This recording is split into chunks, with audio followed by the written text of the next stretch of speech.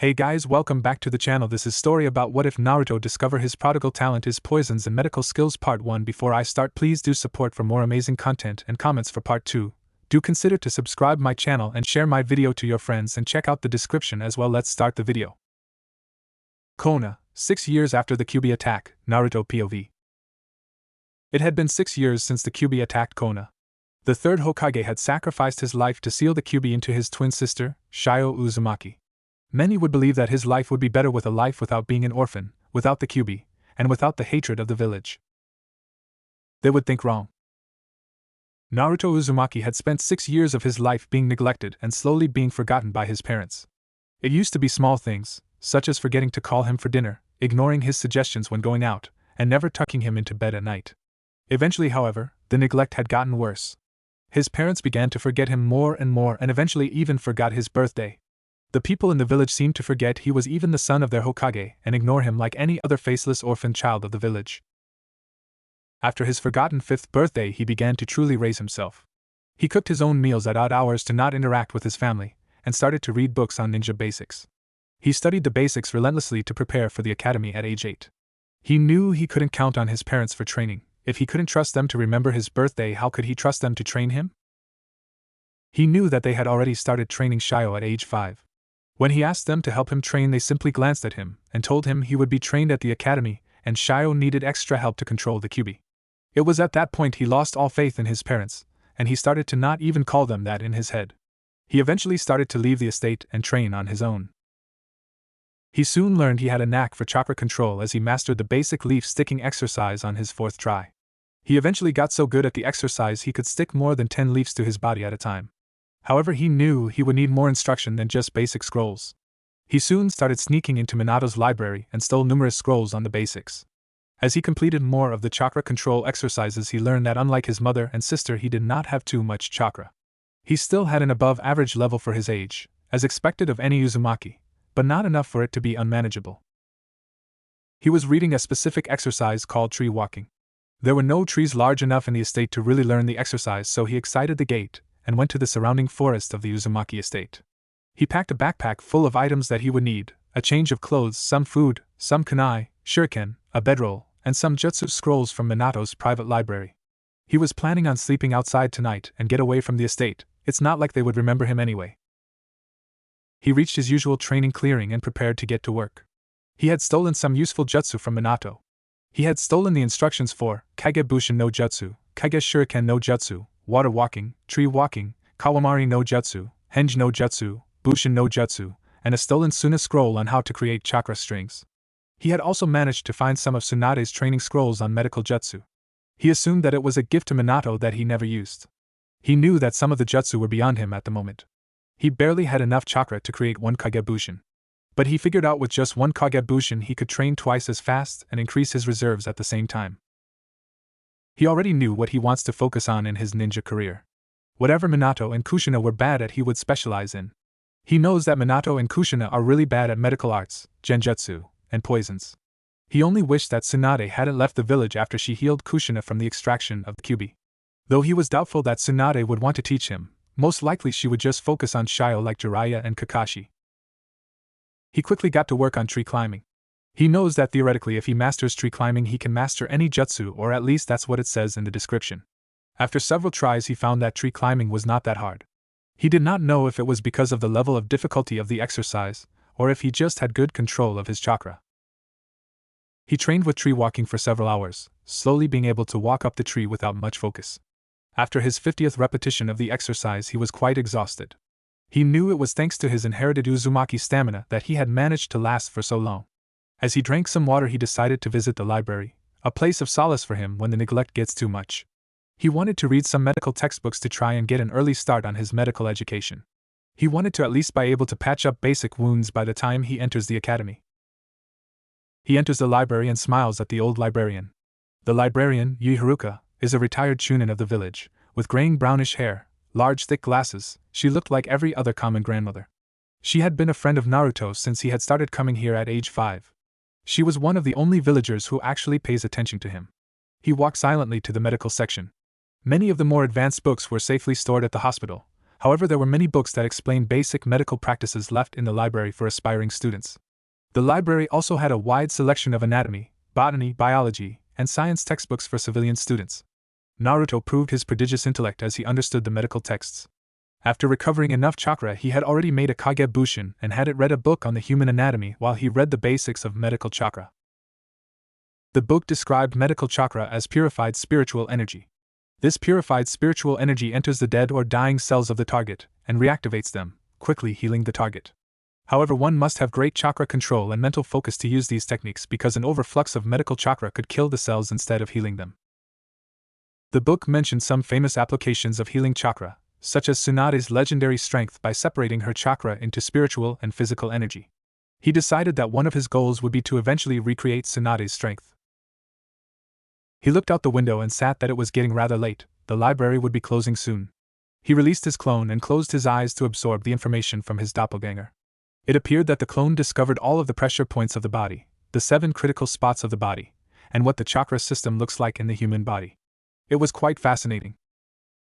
He returned to his spot in the woods and after eating a light meal of bread and cheese, went to sleep. The next day, 6 a.m. Village Forest. Naruto woke up to see it was very dark and cloudy today. It was probably going to rain. He quickly packed all of his belongings in his pack and quickly ran back to the estate, hoping to miss the rain. As he was about to open the gate, he noticed something wrong right when he tried to open it. It would not open. Growing slightly desperate, he tugged harder on the gate. It remained firmly closed. He tried to think of why the gate wouldn't open and his eyes widened. Today was October 1st. Minato always redrew the seals on the estate by the end of each month. One of the seals identified who was allowed into the estate by their chakra signature. Minato must have forgotten to input him into the defenses. He knew that Minato would already be in his office, and that Kushina would be making breakfast for Shio soon. He stood there for a few minutes silently as it started to rain. He looked up at the sky and saw it was starting to pour, drenching him. He knew he was finally fully forgotten by the Namikaze family. He wondered why this information hurt him as much as it did. He knew this day would occur eventually.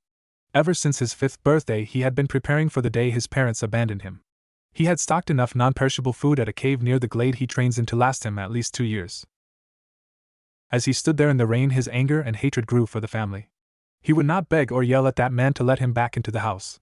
He didn't care that he had no resources or backing from any family anymore. He decided to get revenge on his former family. He knew that this goal would be nearly impossible. The Namikaze Uzumaki family was loved throughout the Land of Fire. Minato was loved by the daimyo, and would never hear a bad word against him. He also knew that when Shio entered the academy, no one would say anything bad to her. However, he didn't care. He would gain revenge in any way he could. The only possible method to do so in his eyes was to be better than Shio. If he was better than Shio, he could prove to everyone in the village he didn't deserve to be forgotten. That he was just as important than the princess of Kona. He started to walk back to the forest knowing he had to find shelter from the rain. He knew of a cave near the glade he was in that he can take shelter in. After the rain passes, he could figure out what to do. Hidden Cave, 7 a.m. As he rested inside the cave, he used some chakra control exercises to dry his clothes and body from the rain. He had rarely entered this cave, never finding much need to. The cave was the perfect hideout. The natural formation of the trees and shrubbery effectively hid the entrance, while a rock formation around the cave hid it from view even further. But now it was his home for the foreseeable future, and he decided to explore it. As he walked down the cave, he noticed that the floor was gradually getting smoother, and the walls more box-shaped as he slowly walked deeper into the cave. Eventually he arrived at a steel door, slightly rusted with age. He tried to open the door, but it was locked. He used a trick he discovered from breaking into Minato's library so often. He formed a small chakra string and inserted it into the lock. He started to pump chakra into the string, and it expanded into the shape of the key. Slowly turning it, he heard a click and the door opened inward. The room inside looked like an abandoned laboratory, filled with jars of animal parts, preserved plants, and many other unknown objects. He looked around a bit more and found a desk next to a distilling station with a journal resting on it. He started to read some of the first pages. January 5th. I recently found a cave that will be perfect for my poison and medical studies. Here I will be able to start my path to power. The Snake Sannin, Orochimaru. January 10th. I have begun testing on small animals my snakes have brought to me. Many of my poisons are still too messy. I have begun to experiment with different venoms and plants to create the perfect poison. February 2nd. I have done it. I have made the perfect poison. After several minutes of applying the poison, it remains completely undetectable for several hours before the animals die of a heart attack. I cannot be sure if the result will have the same effects on humans. I do not wish to be discovered by bringing local bandits to this laboratory. Perhaps some of the children of the civilians of the village can assist me in my projects. Naruto nearly dropped the journal in shock. He had found one of Orochimaru's hidden laboratories. He knew who the snake Sannin was through Minato's library. He had read about the monstrosities this man had committed against the citizens of Konoha. However, as he stared at the journal, he knew this could be the key in giving him an edge over Shio. He knows that Shio will be getting tutoring from at least 4 Kage-level ninjas. By the time Shio graduates, she will probably be high Chunin level, even more so if she proves to be a prodigy like her father. He knows to be better than her he would need a serious edge. An edge that could be gained from this laboratory. But could he lower himself to accept tutoring, even indirectly, from one of the most monstrous missing nin in the elemental nations? He looked at more of the passages in the journal, all describing horrific experiments and poisons that could kill anyone. He contemplated on how far he would be willing to go for his revenge. He looked around the lab, seeing all of the tools available to him if he accepted this dark path. He started to remember all of the times his family had forgotten him. He remembered when his family went to the QB festival forgetting him at the house. He remembered watching his family eating dinner, all laughing together as a family. He remembered watching from his window as Minato and Kushina began Shio's training, forgetting him entirely. He finally remembered him standing out in the rain, completely forgotten and abandoned. Naruto looked around the lab once more, seeing instructions for high-level poison making, high-level medical techniques, chemistry sets, gas masks, syringes, and then looked to the far wall where 3 practice dummies were kept and imagined the faces of his family on them, never looking at him and treating him like a stranger, and he felt his hatred grow further. He looked at the journal in his hand and accepted the fact that he was going to walk down this dark path. He walked to the door and closed it, locking it from the inside. And when he exited the laboratory, he would be a changed person. Hidden Laboratory, Konoha, 5 months after the start of training. Naruto was obsessed. He had learned much in the 5 months he had begun studying in the laboratory. He had learned almost all of the basic poisons from the ingredients he was able to locate from the surrounding forest. He had relentlessly worked on his chakra control with the tree walking and water walking exercises. He now was able to summon 3 shadow clones to train alongside of him. 1 shadow clone would work on chakra control while the other 2 continued their medical and poison studies. He had finished reading Orochimaru's journal. He was absolutely disgusted by some of the experiments conducted by Orochimaru. Apparently he would experiment on humans and catalog their reactions to his poisons. He learned to prevent queasiness after the first chapter. However, he kept telling himself that he needs to continue this path to continue his dream of revenge. After the first few months of studying Orochimaru's poisons, he was almost glad that Orochimaru had finished his experiments before he was forced out of Konoha. His effort is his benefit. His poisons seemed to have more uses than just killing. He seemed to divide his poisons into 3 categories: fatal, non-fatal, and other use. His fatal poisons were among the most numerous, ranging from poisons that would kill you upon injection to poisons that could remain docile for days before killing the target. His non-fatal poisons were very wide-ranged. The effects ranged from sleeping drafts to bottled madness, think the berserker poison from AC. Some of the poisons even did the reverse of poisons and seemed to heal the drinker. He wondered if those poisons would be better classified as elixirs. The section that really interested him was the other effects. This section seemed to be dedicated to enhancing the body through poisoning oneself. However, some of the poisons had strong side effects. One even turned the body into a mummified husk after the effects wore off. He decided to not try any of these poisons until he had a much stronger body, mind, and much more chakra control. The journal mentioned that if one constantly poisoned oneself with minor venoms, it could help negate poisoning oneself. His indirect sensei wrote that it would help build up the immune system. He soon found, however, that most minor poisons had almost no effect on him. He assumed this was due to being a half Uzumaki. Abusing this genetic trait, he constantly poisoned himself with minor to medium-level poisons, gradually increasing his resistance to different venoms. He had also found several books on sealing in the laboratory. He contemplated learning the art a long time, since it was Minato's specialty. However, as he reviewed some of Orochimaru's greatest works, he realized he would need a good foundation in sealing to accomplish them, such as the legendary curse seals that were briefly mentioned in the journal. Before he knew it, 5 months had already gone by in the laboratory. He had mastered most of the basics of being a ninja. His chakra control was high genin level. His medical skills were enough to be able to patch up most minor wounds. He had learned to create many of the basic to medium poisons listed in the several texts that Orochimaru left behind. However, he knows that the basics were not enough and that he needed to learn more advanced techniques to defeat his sister. Namikaze Uzumaki Estate, Konoha, 5 months after Naruto left, Shio POV. Shio had learned much from her 4 tutors. She was already starting the basics of Kenjutsu, chakra control, hand seals, and sealing. Despite all of the positive attention from the villagers and her parents, she was not spoiled. Her Kasan would murder her if she acted like a spoiled clan heiress. However, she still acted arrogant around other children. She deserved to act arrogant because she was better than them. Her Tusen had introduced her to a new chakra control exercise yesterday, the tree walking exercise. She was having a lot of difficulty completing it. Her Tusen always told her that it was because of her large chakra reserves. But she had already gotten halfway up the tree. She bet no one has been able to complete this exercise faster. She knows she will be super strong by the time she is ready for the academy. She would beat down all of the other students and make her way to becoming Hokage. Databeo. Forest of Death, Konoha, 1 year and 5 months after the start of training, Naruto POV. It had been 1 year since Naruto had mastered the basics.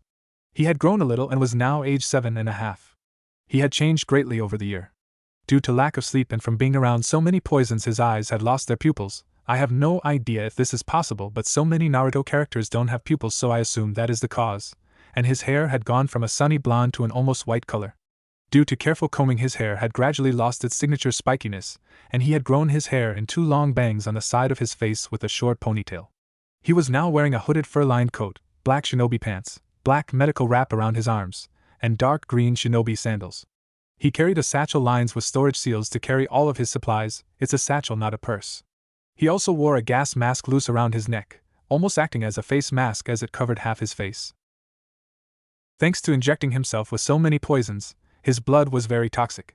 He had discovered this when he had accidentally cut himself, and it fell on a rat he was experimenting with. The rat had suddenly started to convulse until it died several minutes later. He had also discovered that due to the toxins in his blood, it was now a pure black color.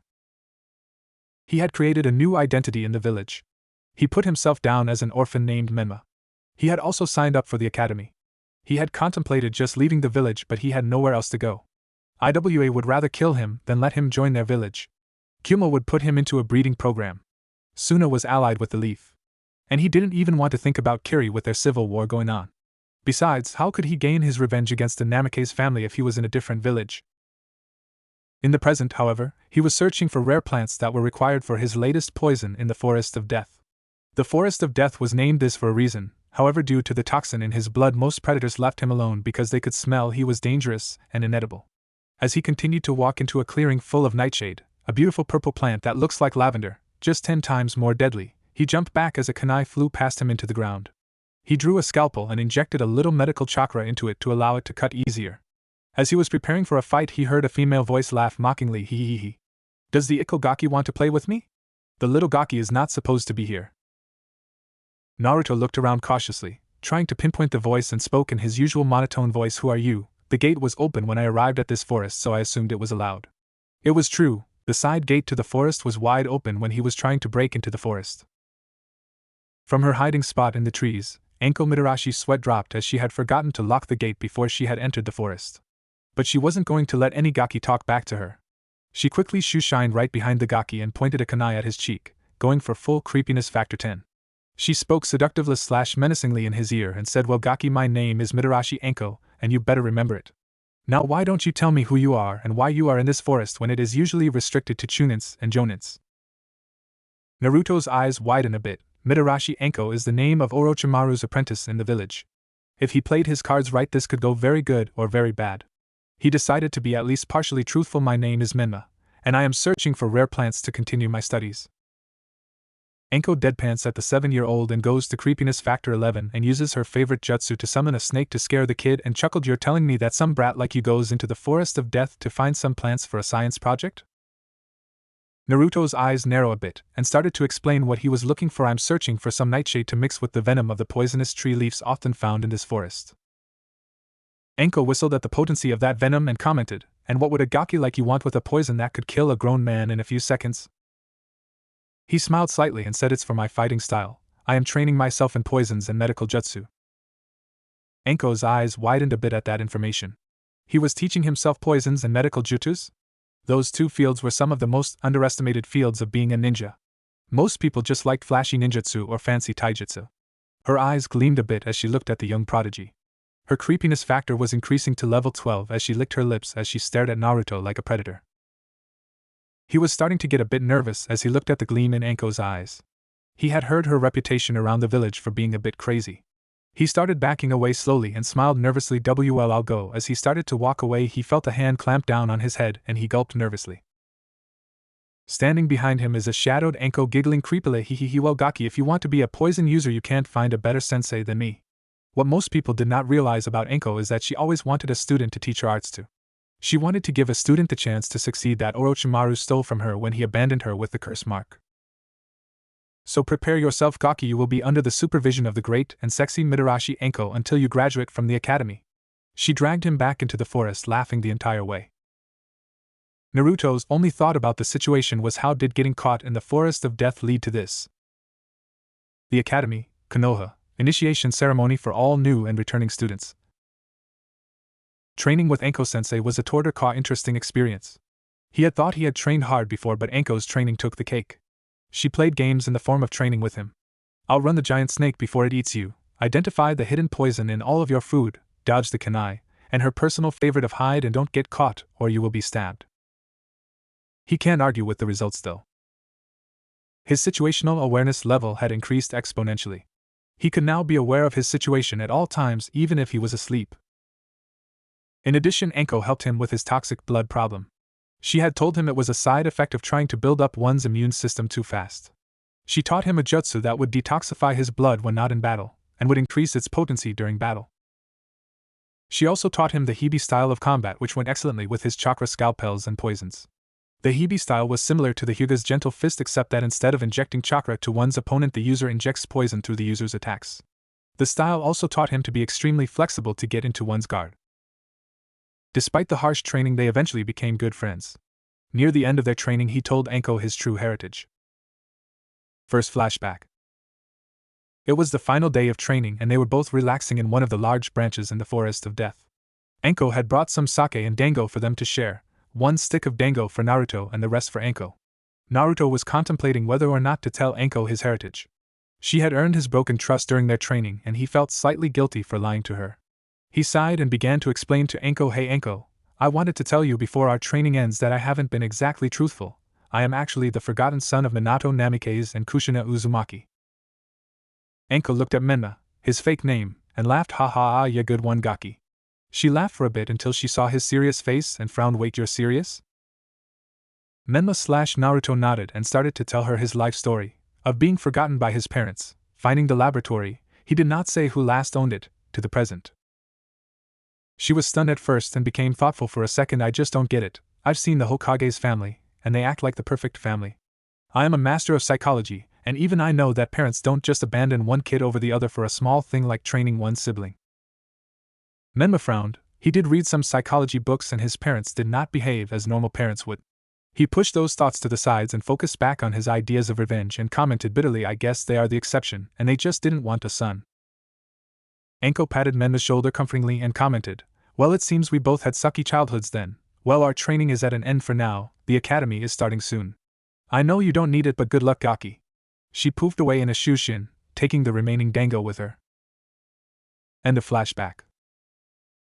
He sighed and started to walk into the entrance to the academy, ready to finally prove to his family that he is not worthless. Konoha Academy, Menma's POV. The opening ceremony for the academy is an honored tradition amongst the shinobi and civilian families. It was a time to meet the teachers, scout potential talent, and hear the Hokage's speech. The adults usually congregated around the teachers, asking questions and reviewing the curriculum for their children. The older students would congregate in their already made groups while the younger ones met new people and formed new friendships. Menma looked around the festivities, feeling slightly bored. He was not here to make friends or mingle with other students. If coming to the ceremony wasn't mandatory for all new students, he wouldn't have bothered to come. Soon 10 a.m. was approaching and everyone took their seats to hear the Hokage talk. Menma glared at Minato as he took the stage. He barely looked different in the 2 years since he last saw him. As Minato rambled on with his speech of the will of fire and protecting the village, he looked around at the rest of his classmates. It appeared as if at least one of each major clan was attending. He even saw the elusive Kurama clan heiress among the people attending. He had heard of the girl. Apparently she had awakened a special bloodline that turned her illusions real, at the cost of creating a separate personality. Though thanks to the quick actions of Kushina and Minato the alternate personality was sealed, and she could become a shinobi. He sighed as Minato's speech ended, and they all were called in for the first day of the academy.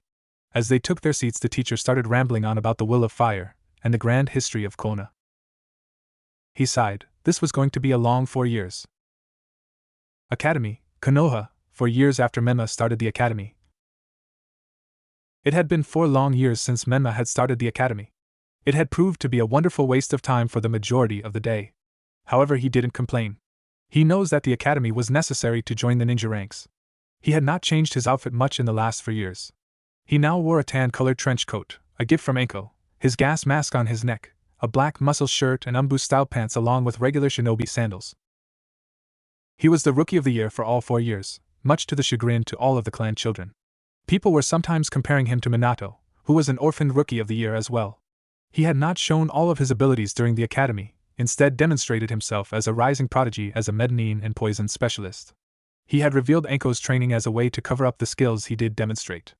Right behind his spot is Niji Hyuga, a boy who kept telling him that his success is fate and that he was destined to be Rookie of the Year. Yet he didn't make friends with Niji. However, he surprisingly did make a few friends during his time at the academy. He had made friends with Yakumo Kurama and Rock Lee. Kurama was the Kunoichi of the Year, and Rock Lee was the dead last. He had already figured out that these were to be his future teammates by reviewing the previous graduating classes. Every year the Rookie of the Year and the Kunoichi of the Year team up with the dead last. He supposed they balanced each other out, a taijutsu specialist, a genjutsu specialist, and a medical/poison expert. What he did not know is that in the Hokage's office they were having a meeting about the teams right now. Hokage's office, Minato's POV. All of the potential Jonin senseis were in the room along with the Hokage and academy teachers as they reviewed the graduates of the year. Minato cleared his throat and began the meeting. We have 30 potential graduates this year. I am glad the academy curriculum has managed to produce so many potential ninjas. The academy professors glowed with pride that they were able to teach the next generation. Now let's start with Team 1. They discussed the teams briefly and matched personalities until they arrived at Team 9. Now we have the team of the Rookie of the Year, the Kunoichi of the Year, and the dead last. The teachers nodded and Irika Yumino stepped forward with the bios and information from the 3 students. First, the dead last. Rock Lee is a very dedicated student but has no ability to wield chakra to produce major ninjutsu or genjutsu. He is able to do the basic 3 academy jutsu and reinforce his body with chakra, but that's about all he can do. However, he is a very dedicated student and a budding taijutsu master under the tutelage of Mado Guy, who has been training the boy since the 2nd year of the academy. He turned the page on his folder. The Kunoichi of the Year, Yakumo Kurama, is a prodigy in genjutsu, almost on the level of the missing nin Itachi Uchiha. She is rather weak in taijutsu but is excellent in ranged weaponry, especially when combined with her illusions.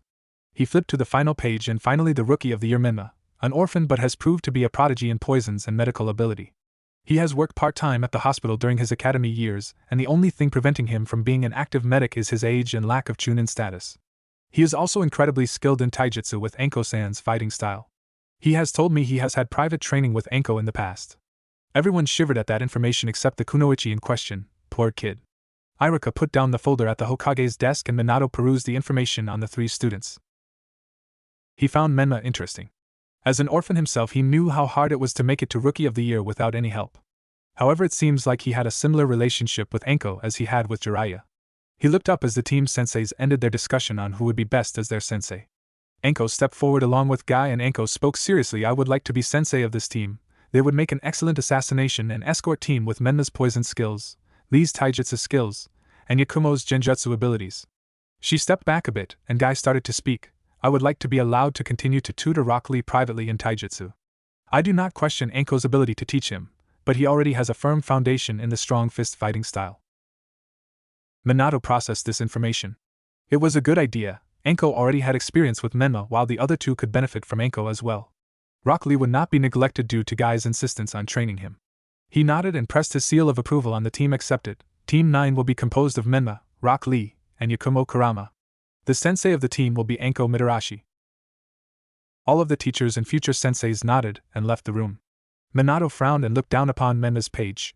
He was curious about Menma. What were the chances an orphan would be named after a ramen ingredient like his daughter, Shio? And why did he feel a pang of guilt every time he looked at the face of Menma? What no one else knew is that behind the bars of a large cage in a sewer, a large fox chuckled to himself as he watched through Shio Uzumaki's eyes and waited to see the result of its interference. Konoha Academy, Menma's POV.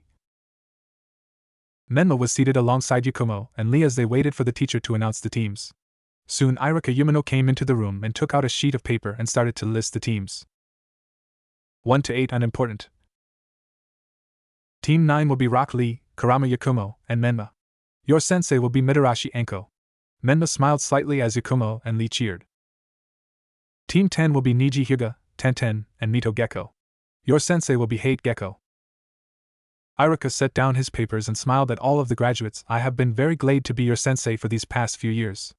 I hope everyone's dreams come true and that everyone's will of fire will never diminish. Irika was about to continue before a canopy smashed through the window and attached 2 kunais to the blackboard.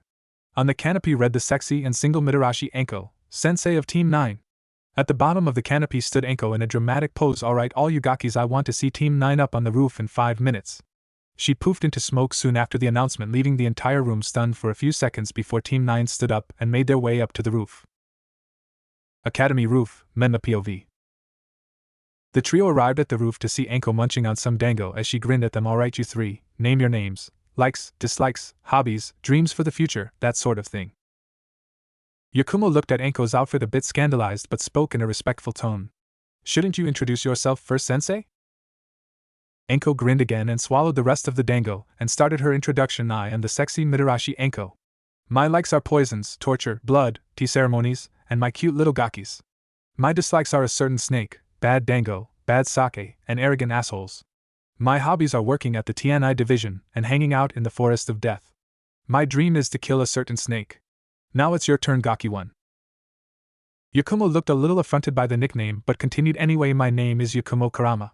My likes are genjutsu, painting, and rice balls. I dislike my alternate personality Ito, and a certain person. My hobbies are painting and studying genjutsu. My dream for the future is to be the best genjutsu user in the elemental nations. Enko looked at Lee. Alright, and you big brows? Lee jumped excitedly and spoke quickly. Yash. My name is Rock Lee. I like taijutsu, gai-sensei, training, and curry.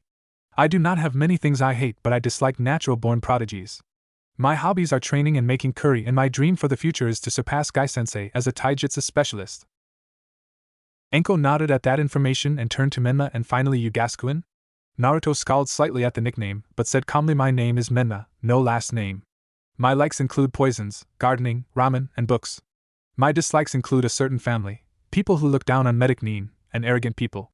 My hobbies are gardening, training, and studying different poisons and their effects. I do not have a dream for the future but more of an ambition. I plan on becoming the greatest medicine and poison user in the elemental nations. Enko smiled widely at their introductions and gave them their first instructions. Alright then, my cute little gakis, tomorrow we will have the True Genin test at Training Field 9. Lee looked confused. True Genin test, sensei?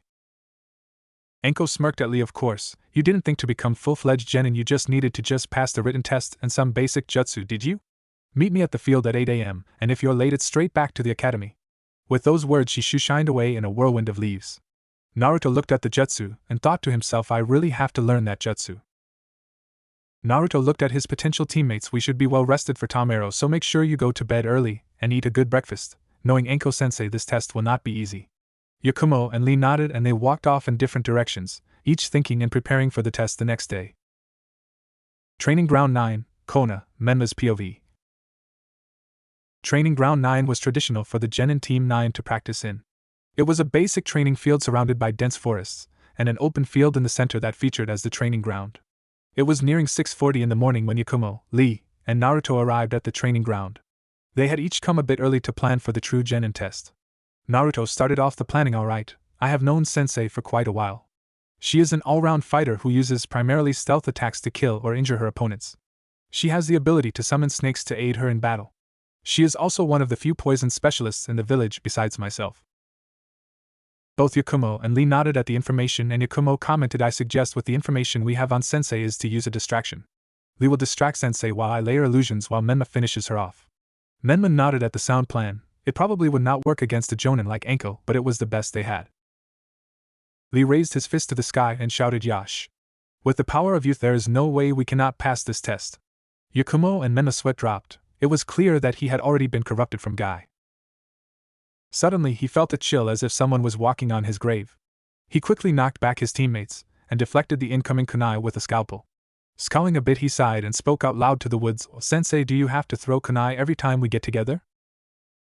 Enko's shoe shined in front of the group, grinning widely. "Well, Gaki, it's good to see you haven't lost your touch in the time we have been away from each other.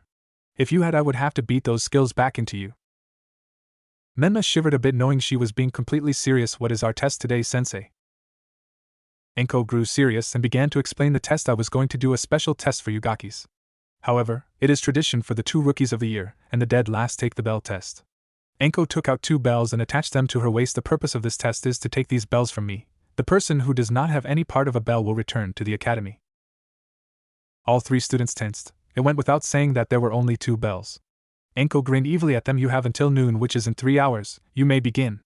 All 3 students jumped into the surrounding forest. Enko looked around the forest and smirked. She may not be a sensei like Kakashi, but a green garden snake was staring at Menma from behind. A black snake was staring at Yakumo. A blue snake stared at Lee from the bushes. They can't escape her, snakes. Training Ground 9, Surrounding Forest, Menma POV, 3 hours until test is over. He knew there has to be some sort of trick to this test. He had reviewed the previous team rosters from the Hokage's personal library. There had never been a 3-member team unless it was for a double apprenticeship, which rarely ever happens. He thought back to Enko's words, "any part of a bell," and he smirked. Clever sensei, but not clever enough. He jumped through the forest searching for his teammates. Training Ground 9, Open Field, Lee POV, 2.45 hours until test is over. I jumped into the field to confront our sensei. I would not fail Guy sensei and will get a bell, or I will do 500 laps around Konoha on my hands. I arrived at the field and took my stance in front of Enko sensei and smiled widely. "Greetings sensei, I will take one of those bells now." Enko's sweat dropped at his loud entrance. "You're not very smart, are you Gaki?" Not answering, Lee dashed at his sensei at high Chunin speeds and jumped in the air in a spinning kick leaf whirlwind. Enko easily dodged the kick and kicked Lee's side as he passed, breaking his spin and tossing him away. Lee jumped up and ran at Enko and was about to punch her when she was replaced by a log.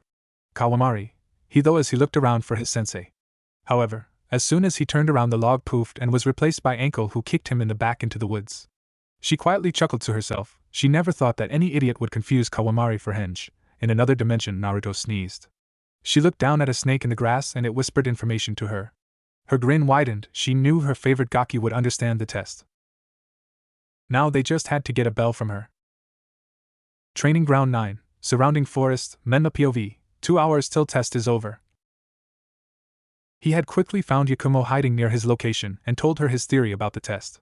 She had believed him and they quickly went to find Lee. They found him getting his ass kicked by Enko sensei. It was a good thing that she was going easy on him. Last time he made a stupid mistake like that. She had copied Kakashi's 100 Years of Pain with the kunai and explosive tags. They quickly gathered Lee and explained the situation to him. He was quick to agree that they needed to work together, and they started to hash out a plan. Menma brought out 2 sealing tags and handed them to his teammates. "We don't have time to make you too immune to my poisons, so wear those on your chest. They will filter out the air and prevent poison from entering your lungs." Yakumo took one of the tags and looked at Menma's gas mask. "Why do you wear that if you have these tags, and when did you learn sealing?" Menma didn't even look sheepish as he stated seriously, "It looks more badass than wearing a sealing tag. Plus those tags do not last forever, these will last around 2 hours max. I learned some sealing from Enko sensei, a lie, but they didn't need to know that.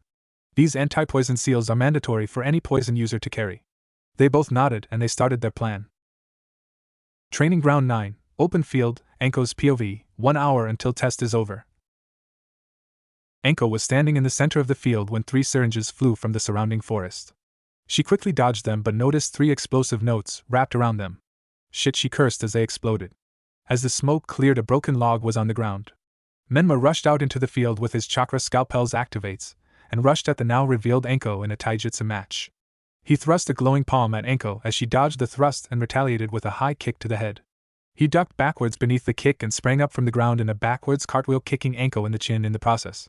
As he landed on his feet, he jabbed at Enko's exposed throat with his scalpel. However, before he could get near her throat, she kneed him in the stomach, then kicked him away from her. She quickly spun around and backhanded Lee, who was about to punch her in the back. Soon she was countering a barrage of taijutsu from Lee and Menma. She smirked a bit, and caught both Lee and Menma's fists, and spun around, throwing them in opposite directions. Not bad, Gakis, but you're 100 years too early to beat me in close combat. As Menma and Lee were falling, their pained grimaces turned into smirks as a small smoke bomb near Anko's feet exploded. The field suddenly got filled with purple smoke. Anko, who was in the middle of the blast, started coughing a bit, and felt her limbs starting to become heavier. As she was coughing, that damn Gaki made a paralyzing poison that can affect me? She quickly went through hand signs and used a wind jutsu to push the poison away from her. As soon as she could see again, Menma was in front of her, a syringe on each finger covered in chakra scalpels. She took out a kunai and channeled chakra into it to deflect the jabs and slashes of Menma's needles. She had to duck as Lee proceeded to do another leaf whirlwind at her back and jumped out of the way as Menma slashed at her with his scalpels.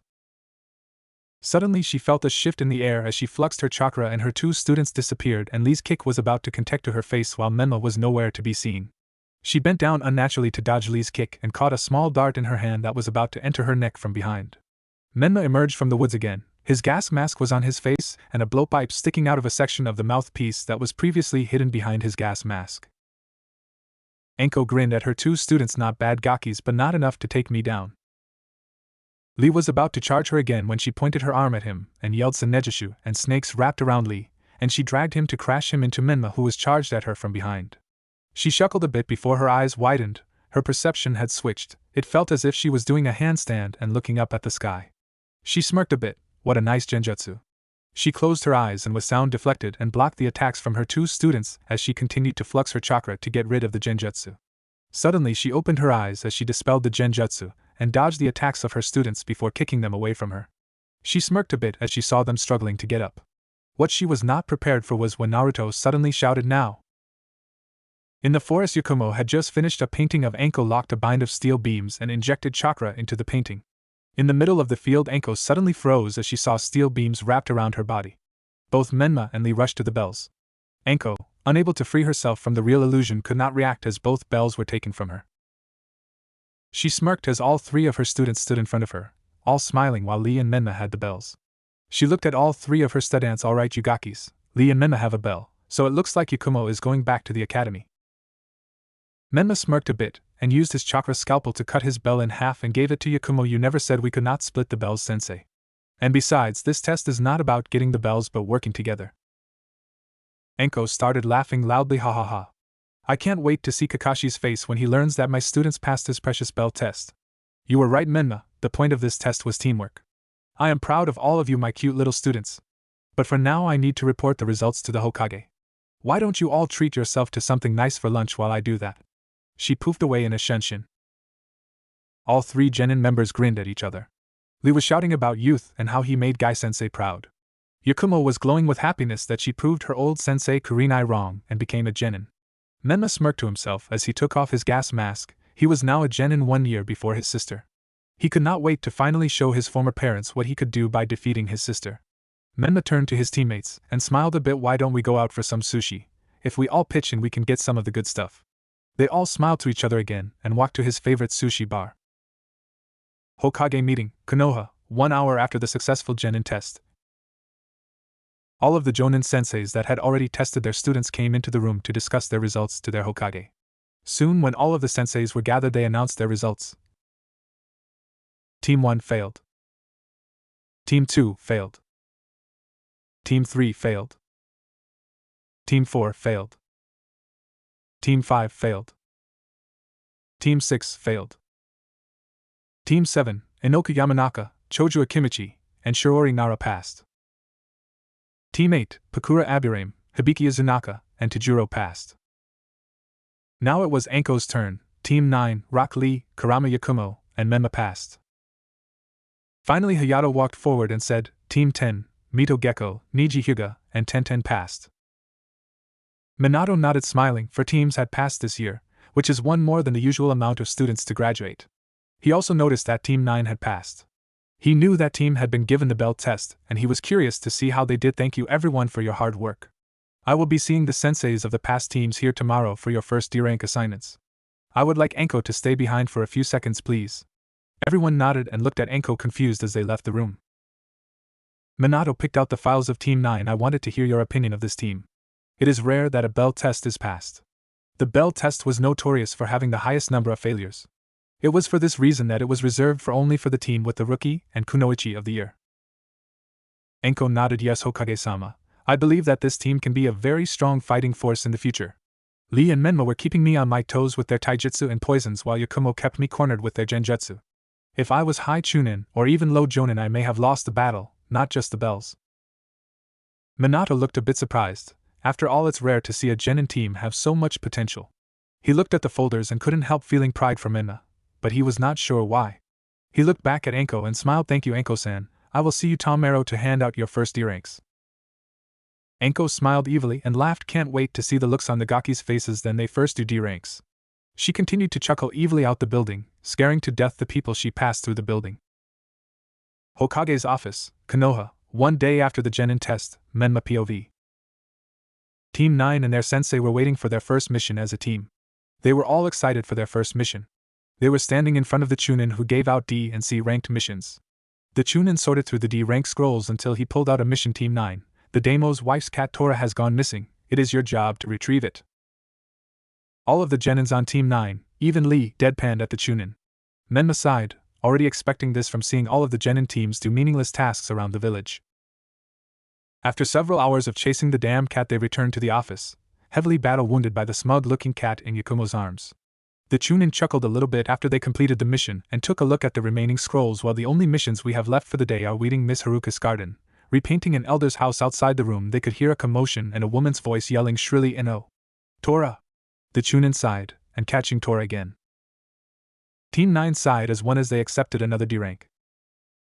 Training Field 9, Konoha, 1 month after Team 9's first D rank. It was an entire month of hell for Team 9. In the morning they would constantly train with Enko and then do boring D-rank missions for the rest of the day. It was not until after their 40th D-rank mission that Enko had them gather at Training Ground 9. Enko faced her team. Alright Gakis, tomorrow we are going on our first C-rank mission. I want all of you to get a good night's sleep tonight and be well prepared for the mission. We will probably not be back for a week or two. The three genins looked excited and nodded as they left to prepare for their first real mission. Menma arrived at his apartment that he had bought with his money from the D-rank missions. He looked at the mirror for a bit before wiping the makeup off his cheeks, revealing 3 whisker-like marks. He did not know why he was gaining these marks. Only his sister had these marks, and she was the QB container. However, until he figured out what was happening, he would keep these marks hidden. He sighed. Only 2 more months until the Chunin exams. He knows he can't partake in the exams. He knows that Minato would never let his daughter not partake in the first Chunin exams after she graduates. He was in luck. The next Chunin exams was in Kumo. He could make an easy argument not to take the exams this time. He also figured out that Niji's team would not participate because of the history between the Hyugas and Kumo. He smiled grimly. It was just a matter of time before he faces against his sister. And at the end of it, he would be the one standing over her, and gaining his revenge by humiliating that man's daughter in front of the entire world. Inside Menma's mindscape. Menma's mindscape had taken the form of a large pond surrounded by trees. In the center of the water 2 glowing red eyes appeared, slowly taking shape from the water. Finally a small fox with 1 tail emerged from the water and smirked. The chakra he had injected into the kid had finally managed to allow his consciousness and was finally large enough. Before he was sealed in the brat Shio, he had injected some of his chakra into the other kid, Naruto something. He had used that little chakra to place a genjutsu around anyone of his blood to ignore him. This allowed his plan to succeed. Without his consciousness in the seal, the Jubi could never be revived unless both his consciousness and chakra were in the Gedo Mazo statue. It was just an added bonus that he could gain his revenge against all the years chained to a giant moon in Kushina's mindscape. He looked at his small body in disdain. He would grow fast from the excess chakra in his new host's body. However, he would not be at full strength until Naruto reaches the age of 16. He slightly regretted making the kid's life so bad, but in order to defeat Madara the deception was necessary. However, the kid had grown strong away from his parents, and with his chakra they could train to defeat Madara while Shio will be the bait. He knew that Naruto would be a better host because only he knew that he was the reincarnation of Ajura, not Shio. He chuckled and delved back into the pond, knowing that it wasn't time to reveal himself to Naruto no Menma yet. Moritomo's Sushi Bar, Konoha, 6:30 a.m., Menma POV. Menma was sitting with Lee and Yakumo at their favorite sushi bar as they discussed their first C rank. Menma finished a fatty tuna sashimi before he spoke. The mission will most likely along the lines of escort or assassination. Enko already told us that's what our team was built towards. Yakumo gulped a bit. I can't believe we will really have to kill already. I know we have learned about it during the academy, but the actual knowledge that you're about to do it's scary. Lee nodded solemnly. Yes, it will be a harsh blow to our youthfulness, but it is required to become stronger as ninja. Menma chewed a bit more before looking around. I wonder why our sensei called us here. Our C rank isn't for another 4 hours. Enko arrived at their booth and sat down, stealing a salmon shishim from Menma. Well, Gaki, we are here for a very important mission that could be critical to our survival in the future. All 3 genins gulped a bit as they heard that. Enko suddenly tied Lee up. We are getting rid of this spandex and getting you a real ninja outfit. All of the genins and some of the other diners at the restaurant sweat dropped. Lee suddenly started stuttering. BB, but Enko-sensei, Guy said that this outfit will increase my youthfulness and unlock my full potential. Enko started dragging Lee out of the restaurant, chuckling a little bit. The only thing that outfit will increase if your changes of death on an assassination mission. Menma and Yakumo quickly paid for their meal and ran after his sensei, an unfortunate teammate. They found the master, an unfortunate student, at a popular clothing store for shinobi where Lee was still tied up crying crocodile tears as Enko picked out an outfit. Soon she picked out an outfit and Sparta kicked Lee into the room after untying him and gave him the outfit for him to wear. Soon he came out of the dressing room and everyone gaped at Lee. He was wearing a dark green tight latex sleeveless muscle shirt with black shinobi pants, combat boots, and arm guards with latex fingerless gloves underneath. Think Lancer's clothing from Fate/Zero. Enko grinned smugly as her choice in outfit was definitely the right one. Enko grabbed Lee and rushed out of the store while yelling now to the barber shop. Menma and Yakumo chased after the rapidly disappearing duo. Soon they arrived at the Konoha barber shop and entered to see Lee tied to one of the chairs and surrounded by evilly chuckling barbers. Menma deadpanned at his sensei. What is going on here? Enko grinned down at Menma. Well, it seems that they have been wanting to destroy that horrid bowl cut and eyebrows of his ever since they saw him on the streets a few times. They said he was on their head hunting board. She pointed to a wall where there were a bunch of photos of different men. On top of the wall said targets. Some of the most predominantly displayed were Kakashi Hatake, Jiraiya of the Sannin, and Mado Guy. Underneath Guy there was a picture of Rock Lee crossed out with a red marker. After 30 minutes a new Lee was revealed. They had trimmed his eyebrows so his eyes did not look so wide anymore. His hairstyle was now wavy in places with one strand of hair going down his forehead, Lancer's hairstyle. Both Menma and Yakumo gaped at Lee. Where had the weirdo green beast go? Lee looked forlornly at his green spandex suit in his hands and looked at Enko-sensei. Are you sure this will allow me to become a better ninja and expand my youthfulness? Enko grinned at Lee. Sure, kid, that outfit will definitely help you become a ninja. Suddenly Lee's face brightened and he shouted, yes, sensei. I will become a strong ninja with this new look. If I don't, I will do 1,000 laps around Konoha. Menma smirked a bit. There he is. Hokage's office, Konoha, Menma POV. Team 9 were standing in front of the Hokage's desk. Minato sat behind the desk along with 2 Chunin helpers and was looking at a few scrolls in a box labeled C rank. However, before he could pull out a mission, Enko stepped forward. Hokage-sama, I would like to request a hunt. A hunt was a group of missions set aside to allow genin teams used to killing. These missions usually involved destroying bandit camps around the Land of Fire. Minato raised his eyebrows and looked over at the determined team. He saw no hesitation among the genin and sighed. He always hated this part of being Hokage, forcing young kids to make their first kill. He looked at Team 9. Alright then, your mission will be to destroy the bandit camp that was reported outside of the small town of Chixiang near the border of the Land of Earth. Do not worry about IWA Shinobi, we have a peace agreement with them, so if you encounter any they are unlikely to engage. The mission should take around 2 weeks to complete. Team 9 nodded and excited the room to prepare for their first C rank. Menma's apartment, Konoha. Menma finished packing his supplies. He was bringing 2 changes of clothes, food and preservation seals, around 100 different vials of poison with labeled effects, his medical equipment, kunai, shuriken, saban, darts, and some small arrows for his latest weapon. He rolled the sleeve of his trench coat a bit and looked at the device Enko had gifted him with. Flashback 2 weeks ago, Menma POV.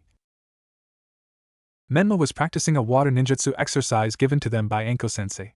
She had tested their affinities and Lee had lightning, Yakumo had earth, and he had water. Enko had commented that despite not being able to do jutsu, Lee could still produce nature chakra and could eventually infuse his punches and kicks with lightning chakra similar to the Reikage. Enko had Yakumo practicing some defensive earth-style ninjutsu. She had informed him that his water attacks could be a good combination with his poisons. Many poisons can become more toxic when exposed to water or evaporate in the air when upon contact to it. She had him practicing the water gunshot technique, which was the opposite of the fireball jutsu, and water prison jutsu. Both were basic C-rank water ninjutsu but could be used very effectively with his poisons. However, before any of them could use the jutsu effectively, they needed to train in their elements. She gave Lee a leaf and told him when it was crumpled into a small ball he would be given the next step. Yakumo had to turn her leaf completely into ash while he had to extract all of the water from the leaf. He was around the midway point of extracting the water before the leaf crumpled, proof that he messed up again. He sighed and looked up as Enko walked up to them carrying 3 scrolls. Team 9 stopped their training exercise and approached Enko. Sensei gave 1 scroll to each of us and explained Gaki's good news. Your wonderful and sexy sensei has decided to gift all of you with a weapon. For Lee, I asked Guy to give you one of their nunchucks. Lee's eyes widened. The Mato family was famous for their nunchuck wielders. It was said that Mato Bruce was able to go head-to-head with the second Hokage with nothing but a pair of his nunchucks. Lee unsealed the 2 nunchucks and spanned them around a bit before grinning widely. For Yakumo, this is a joint project between Menma and I. She unsealed a tanto and handed it to Yakumo. This dagger is imbued with a mix of several different poisons that will kill a grown man in around a minute with a scratch. And finally for Menma. She unsealed a very odd crossbow. It was small and attached to a fingerless glove. The glove seemed to have a reloading device that would automatically reload the crossbow. Enko grinned a bit. This little beauty is an item I found a few years ago at a random shop in the land of snow. The bolts loaded into it are unpoisoned, but she handed him a quiver of small arrows. You can poison whatever you want on these, which you can load manually.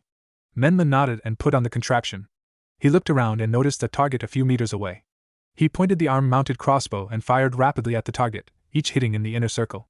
He gave a small smile and thanked his sensei. Thanks, sensei, this is great. Enko saw the small smile and smirked. It was hard to get that kid to smile. End flashback. At 1 p.m. all the members of Team 9 arrived at the gate and greeted each other. Soon their sensei arrived and they jumped into the forest at high speeds, each mentally preparing for what they're about to do. Forest surrounding Chixiang, 12 p.m., northern land of fire, 3 days since Team 9 set out from Konoha, Menma POV. Team 9 was hiding in the trees looking over the bandit camp. The camp was hidden in a clearing surrounded by trees north of Chixiang. They were discussing their plan to wipe out the bandits. Enko began to tell them the plan. Alright, I want Yakumo to maintain a genjutsu around the camp to prevent their escape, and to remain undetected. Menma, spread your poison gas around the camp. Lee, when Yakumo and Menma complete their tasks, I want you to go in and start killing the guards. Then we will all enter at the 3 entrances to the camp to kill the rest of the bandits. Everyone nodded. Yakumo's POV. I got into position at the east entrance, and quickly began to go through some hand seals and whispered Temple of Nirvana. Soon all of the guards around the camp saw feathers in front of their eyes and fell asleep. Menma POV. He crouched upon the largest tree at the southern entrance, and manually inserted a syringe into his crossbow and fired them to critical spots around the bandit camp. Soon the camp was littered with syringes. Lee's POV. Lee arrived at the west entrance to the bandit camp and took out his nunchucks and breathed deeply before activating a seal on his tongue to filter out the air from the poison. Enko's POV. She stood silently away from the camp observing their progress and was impressed. These Gakis were doing pretty well on their first time. She frowned and looked a bit to the north. Her snakes had picked up a large man approaching the camp they were about to attack, and she was worried. Menma's POV. Menma froomed a hand seal and whispered Katsu. And all of the syringes he launched into the camp exploded with a noxious purple gas throughout the camp. He quickly put on his gas mask before running into the camp to help Lee, who was already battling some of the coughing bandits. He rolled under a wild swing by a bandit and shot him with a crossbow bolt before peppering the bandits around Lee with arrows. Not to waste arrows, he quickly activated his chakra scalpels and started to kill more bandits. Lee's POV. Spinning his nunchucks around at startling speeds, he broke bones and necks of bandits around him as he entered the camp like a whirlwind, striking at any bandit he could see and avoiding any of the wild strikes of the bandits coughing from the poison in the air. Yakumo POV. Grabbing the tanto from the sheath on her left shoulder, she quickly entered the camp, cutting any bandit that got too close to her as she started to seal any supplies and stolen goods the bandits had. She would return all of the stolen items to the village after this was over. Menma POV. Soon no bandits remained and bodies were littered around the camp. He closed his eyes a bit as he heard Lee and Yakumo throw up in the forest after their first skills. He knew he should feel worse about killing for the first time. But a part of his humanity died a long time ago when he first picked up Orochimaru's journal. He wished he felt worse about killing the bandits. But all he felt inside was a hollowness that he couldn't describe. He felt a hand on his shoulder, and he flinched before opening his eyes and saw Anko with a hand on his shoulder. "You okay, Menma?" In the back of his mind he realized this was the first time she had called him by his name instead of Brat or Gaki. He nodded slowly. "I will be fine, it will just take a bit to get used to." Anko nodded, understanding. However, before they could leave back to Konoha, Anko suddenly grabbed us and swooshed out of the way as one of the largest men that he had ever seen slammed a huge mace on the ground, cracking it heavily and kicking up a bunch of dust. When the dust settled, the man was revealed to Team 9. He was a giant of a man at 7 feet tall and was heavily muscled. He had scraggly dark brown hair and a large beard. He carried a large two-handed mace with an anvil-sized head. On his forehead was the symbol of IWA with a slash crossing it. He chuckled deeply at their ready stances. "So 4 tree huggers think they can beat me?" Anko narrowed her eyes. Rogan the Butcher, a rank missing nin known for slaughtering entire towns in the Land of Fire during the last war. Went rogue a couple of years ago since Hitsuchikage signed the peace treaty. "What are you doing in this area?" Behind her back she made a few hand signs to her team. Rogan grinned darkly. "I was just about to have fun in the town nearby. I heard there was a bunch of scum living there, and I wanted to clean it up. But here I am with a bunch of newborn genin ninjas and a whore Konoha kunoichi. This will be fun." With those words he lifted his mace and quickly swung it at me. I jumped away from the mace, firing bolts from my crossbow at high speed, but most of the arrows were deflected as he spun his mace around. We all charged at Rogan, but he simply grinned again and started spinning around with his mace, forcing us all to get back before we were clubbed. He stopped spinning suddenly and kicked Yakumo away from him into the woods harshly. Lee yelled "Yakumo!" before having to dodge a fast swing by Rogan, but ended up getting backhanded by him straight into a tree and was knocked out. I quickly went through some hand seals and used one of the few ninjutsu he learned from Orochimaru's notes. He cupped his hands together and converted some of his chakra into poison, and a small black ball appeared between his hands, and he shouted "Dokujin no Jutsu!" And a large blast of black smoke appeared from his hands straight at the butcher. Rogan saw the cloud and quickly went through some hand seals and clapped his hands together. A wall of earth separated him from the poisoned cloud. As the cloud hit the wall started to dissolve. Rogan quickly charged at Menma with his anvil. Menma activated his chakra scalpels, and Anko drew 2 longer than normal kunai, and they engaged him in taijutsu. They were locked in combat for around 2 minutes before Rogan slammed the handle of his mace into Anko's stomach before knocking her out with another hit from his mace. Seeing his sensei fall made something snap inside of Menma. He unsealed a syringe from a seal on his wrist and injected it into his arm. Rogan was confused as Menma injected something into himself. Time seemed to slow, and all Menma could hear was a heartbeat steadily speeding up. He started frothing at the mouth a bit, and his eyes turned pure white.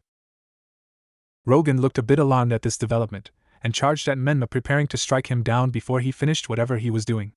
However, as he struck the genin, his mace hit blackened skin, and his mace was stopped dead.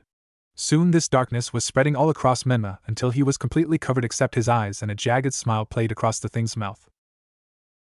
The poison that he injected himself with was one of Orochimaru's more brilliant creations. He took the venom of the chakra eater, a special type of mosquito that injects its poison into its victim that absorbs its chakra. He took a syringe full of it and injected it with the chakra of several bestial creatures from the forest of death. He also mixed it with the venom of the fossilized snake, a snake that hardens the chakra system with its venom when it bites an opponent. When injected into a human, the results are what is displayed. The venom causes chakra to harden in the chakra pathways and allows the human body to become invulnerable and have the senses and fighting instinct of a predator. In exchange, one has no control over their body until the effect wears off. Rogan was hard-pressed to do anything against the bestialized Menma, as he constantly guarded the clawed attacks of Menma. Soon several cuts and scrapes dotted the butcher. Menma fought like a beast, constantly scratching, cutting, and biting at Rogan until eventually the man's mace missed, and he cut the Missanin's throat open. Rogan spluttered a bit, and died looking at the roaring in victory face of his killer. Soon the effects of the enhancer wore off and Menma fell to the ground, exhausted. He looked at his skin and noticed it was not purple. He had read that a side effect of the enhancer was that the last test subject, some guy called Mundo, was purple for a month after the poison was injected into him. He looked at his sensei and crawled to her, and his hand started to glow green. He healed her to the best of his ability, then passed out from chakra exhaustion. Inside Menma's mindscape, Kyubi looked through Menma's eyes. He fought Rogan. He was impressed despite himself as he saw the boy fight a jonin. As a reward for the kid, he decided to use a little of his corrosive chakra to prevent any negative side effects of the stuff he injected himself with. He looked around the pond a bit, and looked at an hourglass on the shore of the lake. His illusion over the Namikaze family would not last for much longer than a year. He sighed a bit, and prepared to meet his new container at the end of the year. He hoped the kid would forgive him for his deception. Xinjiang, Land of Fire, one day after the battle, Menma POV. It was a bright morning when Menma slowly opened his eyes. He winced at the bright light hitting his eyes from the window as he sat up in bed, warily looking around him. He was in a modest but comfortable hotel room. Soon after he woke up, Enko entered the room with a tray of breakfast. He saw the food and his stomach growled. He realized he was very hungry. Enko sat down near him and he asked through eating his eggs what happened. Are Yakumo and Lee alright? Enko nodded yes. Yakumo was lucky, she fell into some mud and it cushioned her fall a bit. As for Lee, he woke up a few hours before you did. Seeing how he is currently running around the village, he appears to be fine. I woke up around 30 minutes of being unconscious. You shouldn't use your chakra so recklessly to heal me, brat. You were suffering from severe chakra exhaustion. I'm surprised you're up already. But... Enko suddenly turns deadly serious, making Menma gulp a bit. What the hell was that poison you took? I found the needle sticking out of your arm and found Rogun looking as if an animal attacked him. Menma looked away from Enko. It was a steroid that I created. Enko looked a bit angry. Bullshit. I know what we have worked on together, and that steroid was way too advanced for a rookie genin to completely demolish one of the highest ranked A-rank missing nin in the bingo book. The only reason that man was not S-rank is because he is only wanted in Konoha and IWA. A little known fact about becoming S-rank in the bingo book is that you need to be wanted at A-rank by 3 different ninja villages. Menma sighed a bit, contemplating what to do. He knew this may make her hate him, but he owed her the truth. He unzipped his trench coat and pulled down his shirt to show a seal on his heart, and unsealed Orochimaru's journal. He handed it to Enko.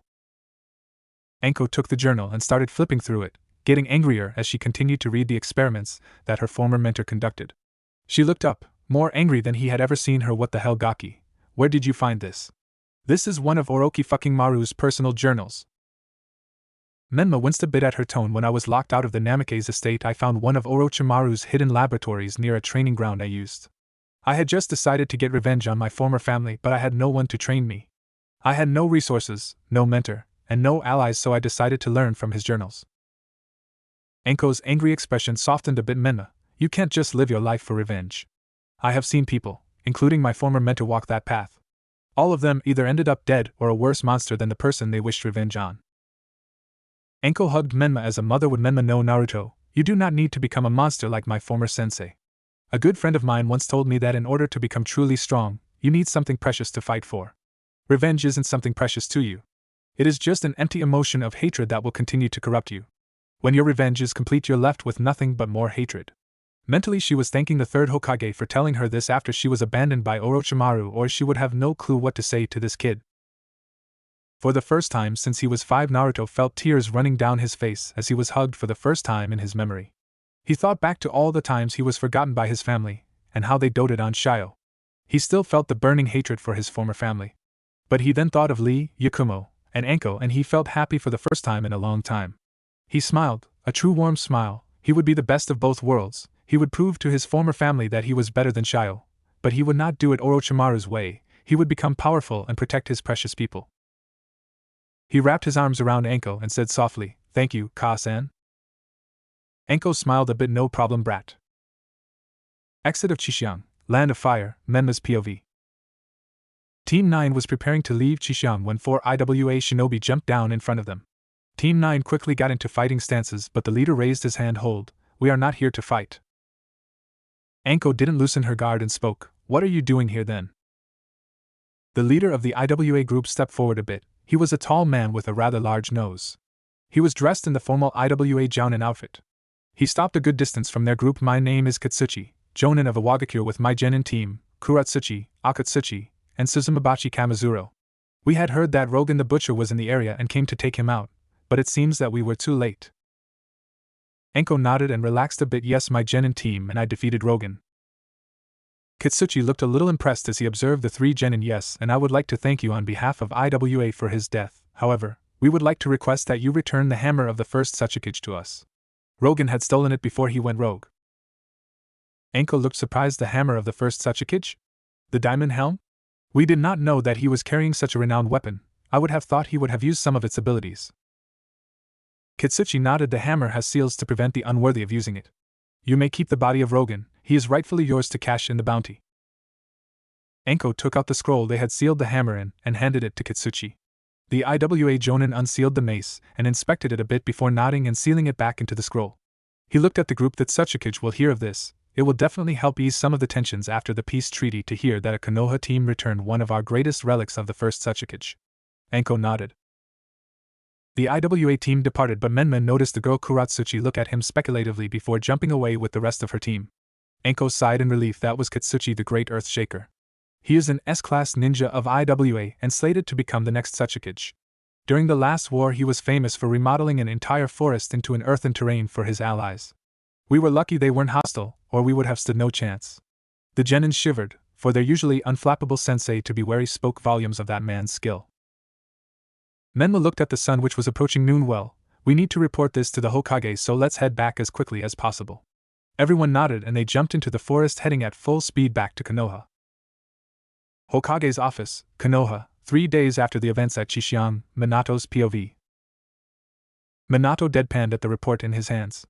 How did AC rank turn into an encounter with a high A rank missing Nin, and then an encounter with the S-class IWA Jonin Kitsuchi? He sighed. Well, I am glad that no one was injured during this mission. I am also proud that you 3 defeated Rogan the Butcher. The bounty on his head will be split among the 4 of you. He smiled a bit. I also want to thank you for returning that weapon back to IWA. I have already been sent a message from the Tsuchikage with a thank you and the information that he is sending a genin team to the next Chunin exams in Konoha. This is the first time IWA has participated in a Chunin exam sponsored by the village since the system was made. Enko grinned. All in a day's work, Hokage-sama. He deadpanned at the Jonin sensei. I hope it isn't a daily thing. You were very lucky this time. However, due to the unforeseen variables in this mission, I bumped it up to A rank and you will earn the appropriate pay alongside the bounty of Rogan. Congratulations. Yakumo and Lee cheered while Menma smirked. The pay of an A rank mission would cover his living expenses for the next year. Konoha streets, 6 months later, Menma's POV. The information that a genin team had killed the infamous Rogan the Butcher spread like wildfire throughout the village. Rogan was one of the most hated IWA shinobi from the last war. To hear that a genin team managed to kill him made them pretty well known throughout the village.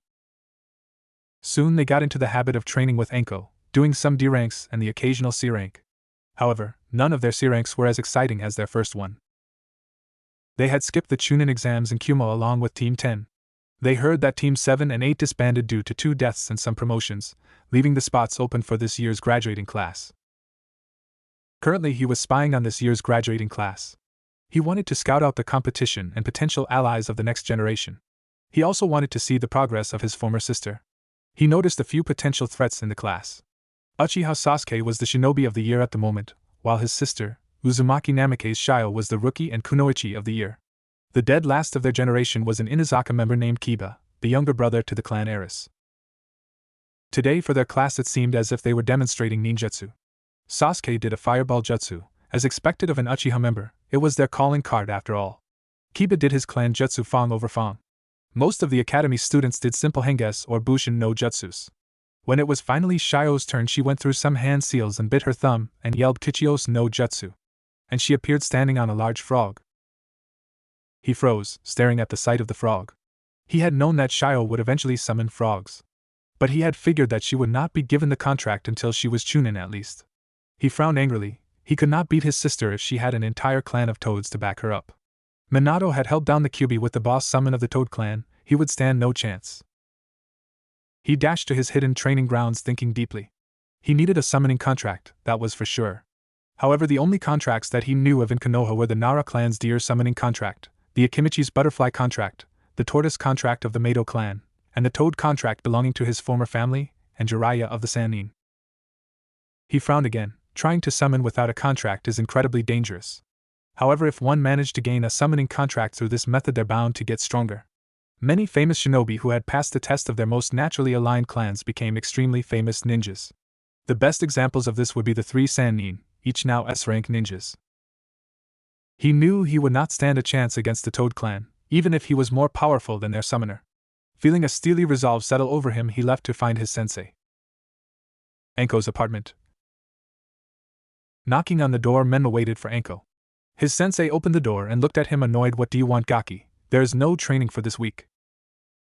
He nodded. I know, sensei, I just wanted to inform you I am going to do some solo survival training in the Forest of Death for the next week and I will not be in contact. Enko nodded. Be careful, Gaki. The tigers are a bit frisky since it's close to mating season. Menma nodded before running to the forest. When he was far enough and he breathed in a bit to calm himself. Summoning without a contract is not illegal, but he would be the first unsponsored orphan to attempt this. All of the past people to summon animals without a contract either had special training from a clan or a high-ranking jonin. He went through the hand seals he had memorized from Shio and bit his thumb before saying quietly Kuchios no Jutsu. With that he disappeared in a plume of smoke. Uncone Forest, Menma POV. Menma crouched down on the ground as he arrived, looking around the area cautiously. The area he had landed on seemed to be pretty similar to the Forest of Death. He assumed he had summoned himself into a land creature's domain, so that removed sea creatures or any type of bird. The area also did not look like a swamp, so that removed reptiles. He looked around a bit more, expecting to see some overly large animal appear from the forest, but he could see nothing.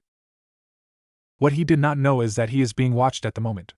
All around the forest tiny eyes peered at him as they considered the latest potential summoner. They had not had a potential contract holder for centuries.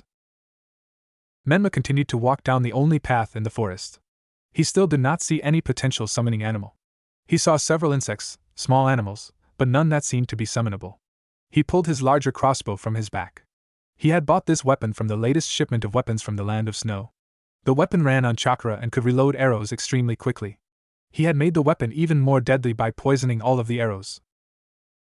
Eventually he reached a clearing with an extremely large spider web. The web was constructed to look like a small city and was crawling with hundreds upon hundreds of spiders in different sizes. Some were as large as trucks while others the size of his fingernail. He put on his gas mask and cautiously approached the nest, wary of any potential attack. As he passed, many of the spiders turned to look at him curiously, or at least he thought it was curiously. It was hard to tell their emotions. Soon he arrived the center of the nest where a large throne was erected. He was confused. Why would a throne be here that was meant for a humanoid person? Before he could walk further, hundreds of spiders converged on the throne, seemingly merging into a human.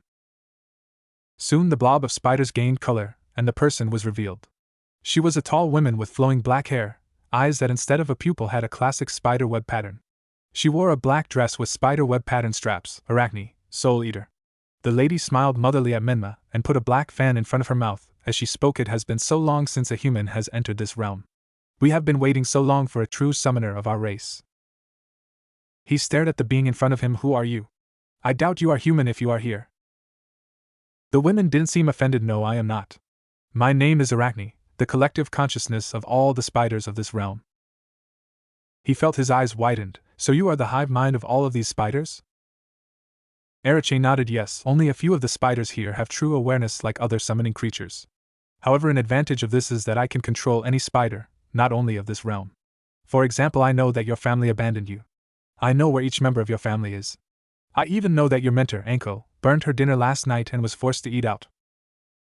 He gaped at such an information-gathering ability. If what she was saying is true, she had the power to see through the eyes of every spider on Earth.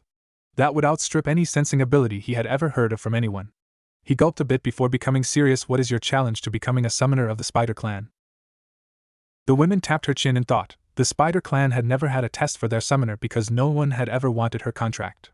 She looked at the young man before her. She knew everything about him that she saw through her spiders. She knew he was a driven young man that would become very powerful in the future. She licked her lips a bit and spoke. I know almost your entire life, Menma, or should I say Naruto Uzumaki Namikaze. I know how powerful you can be in the future.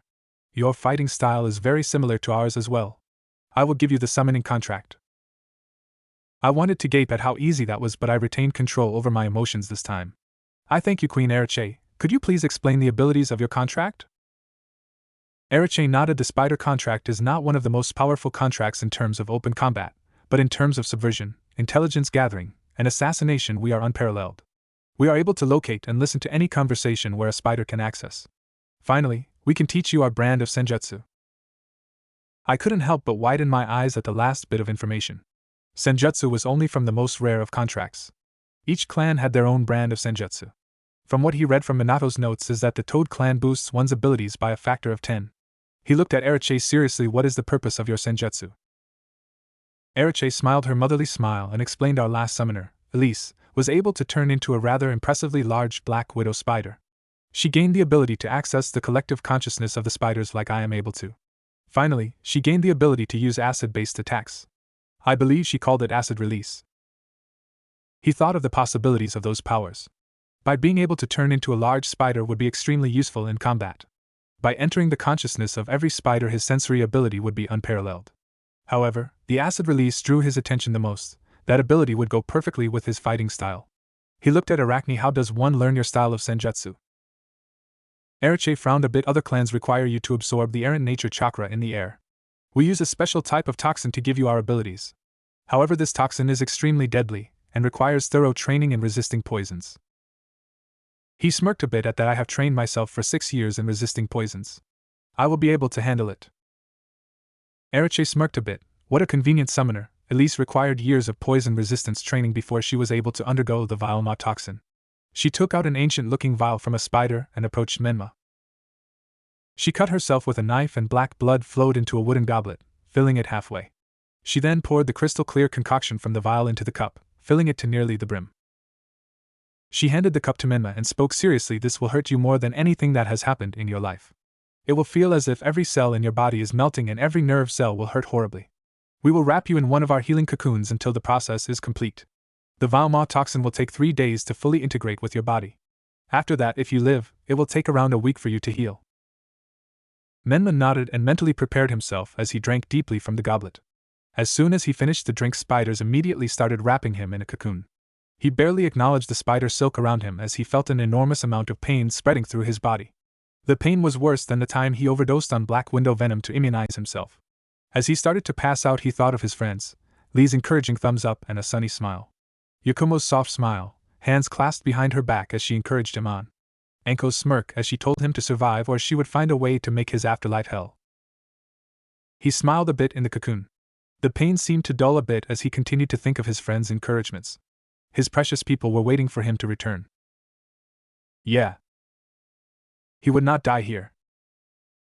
Forbidden Forest, Spider Realm, 10 days after vile Ma venom was injected, Menma POV.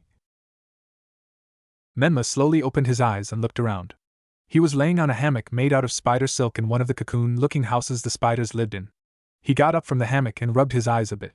His entire body felt sore from the senjutsu process, though he could already tell some of the benefits of senjutsu.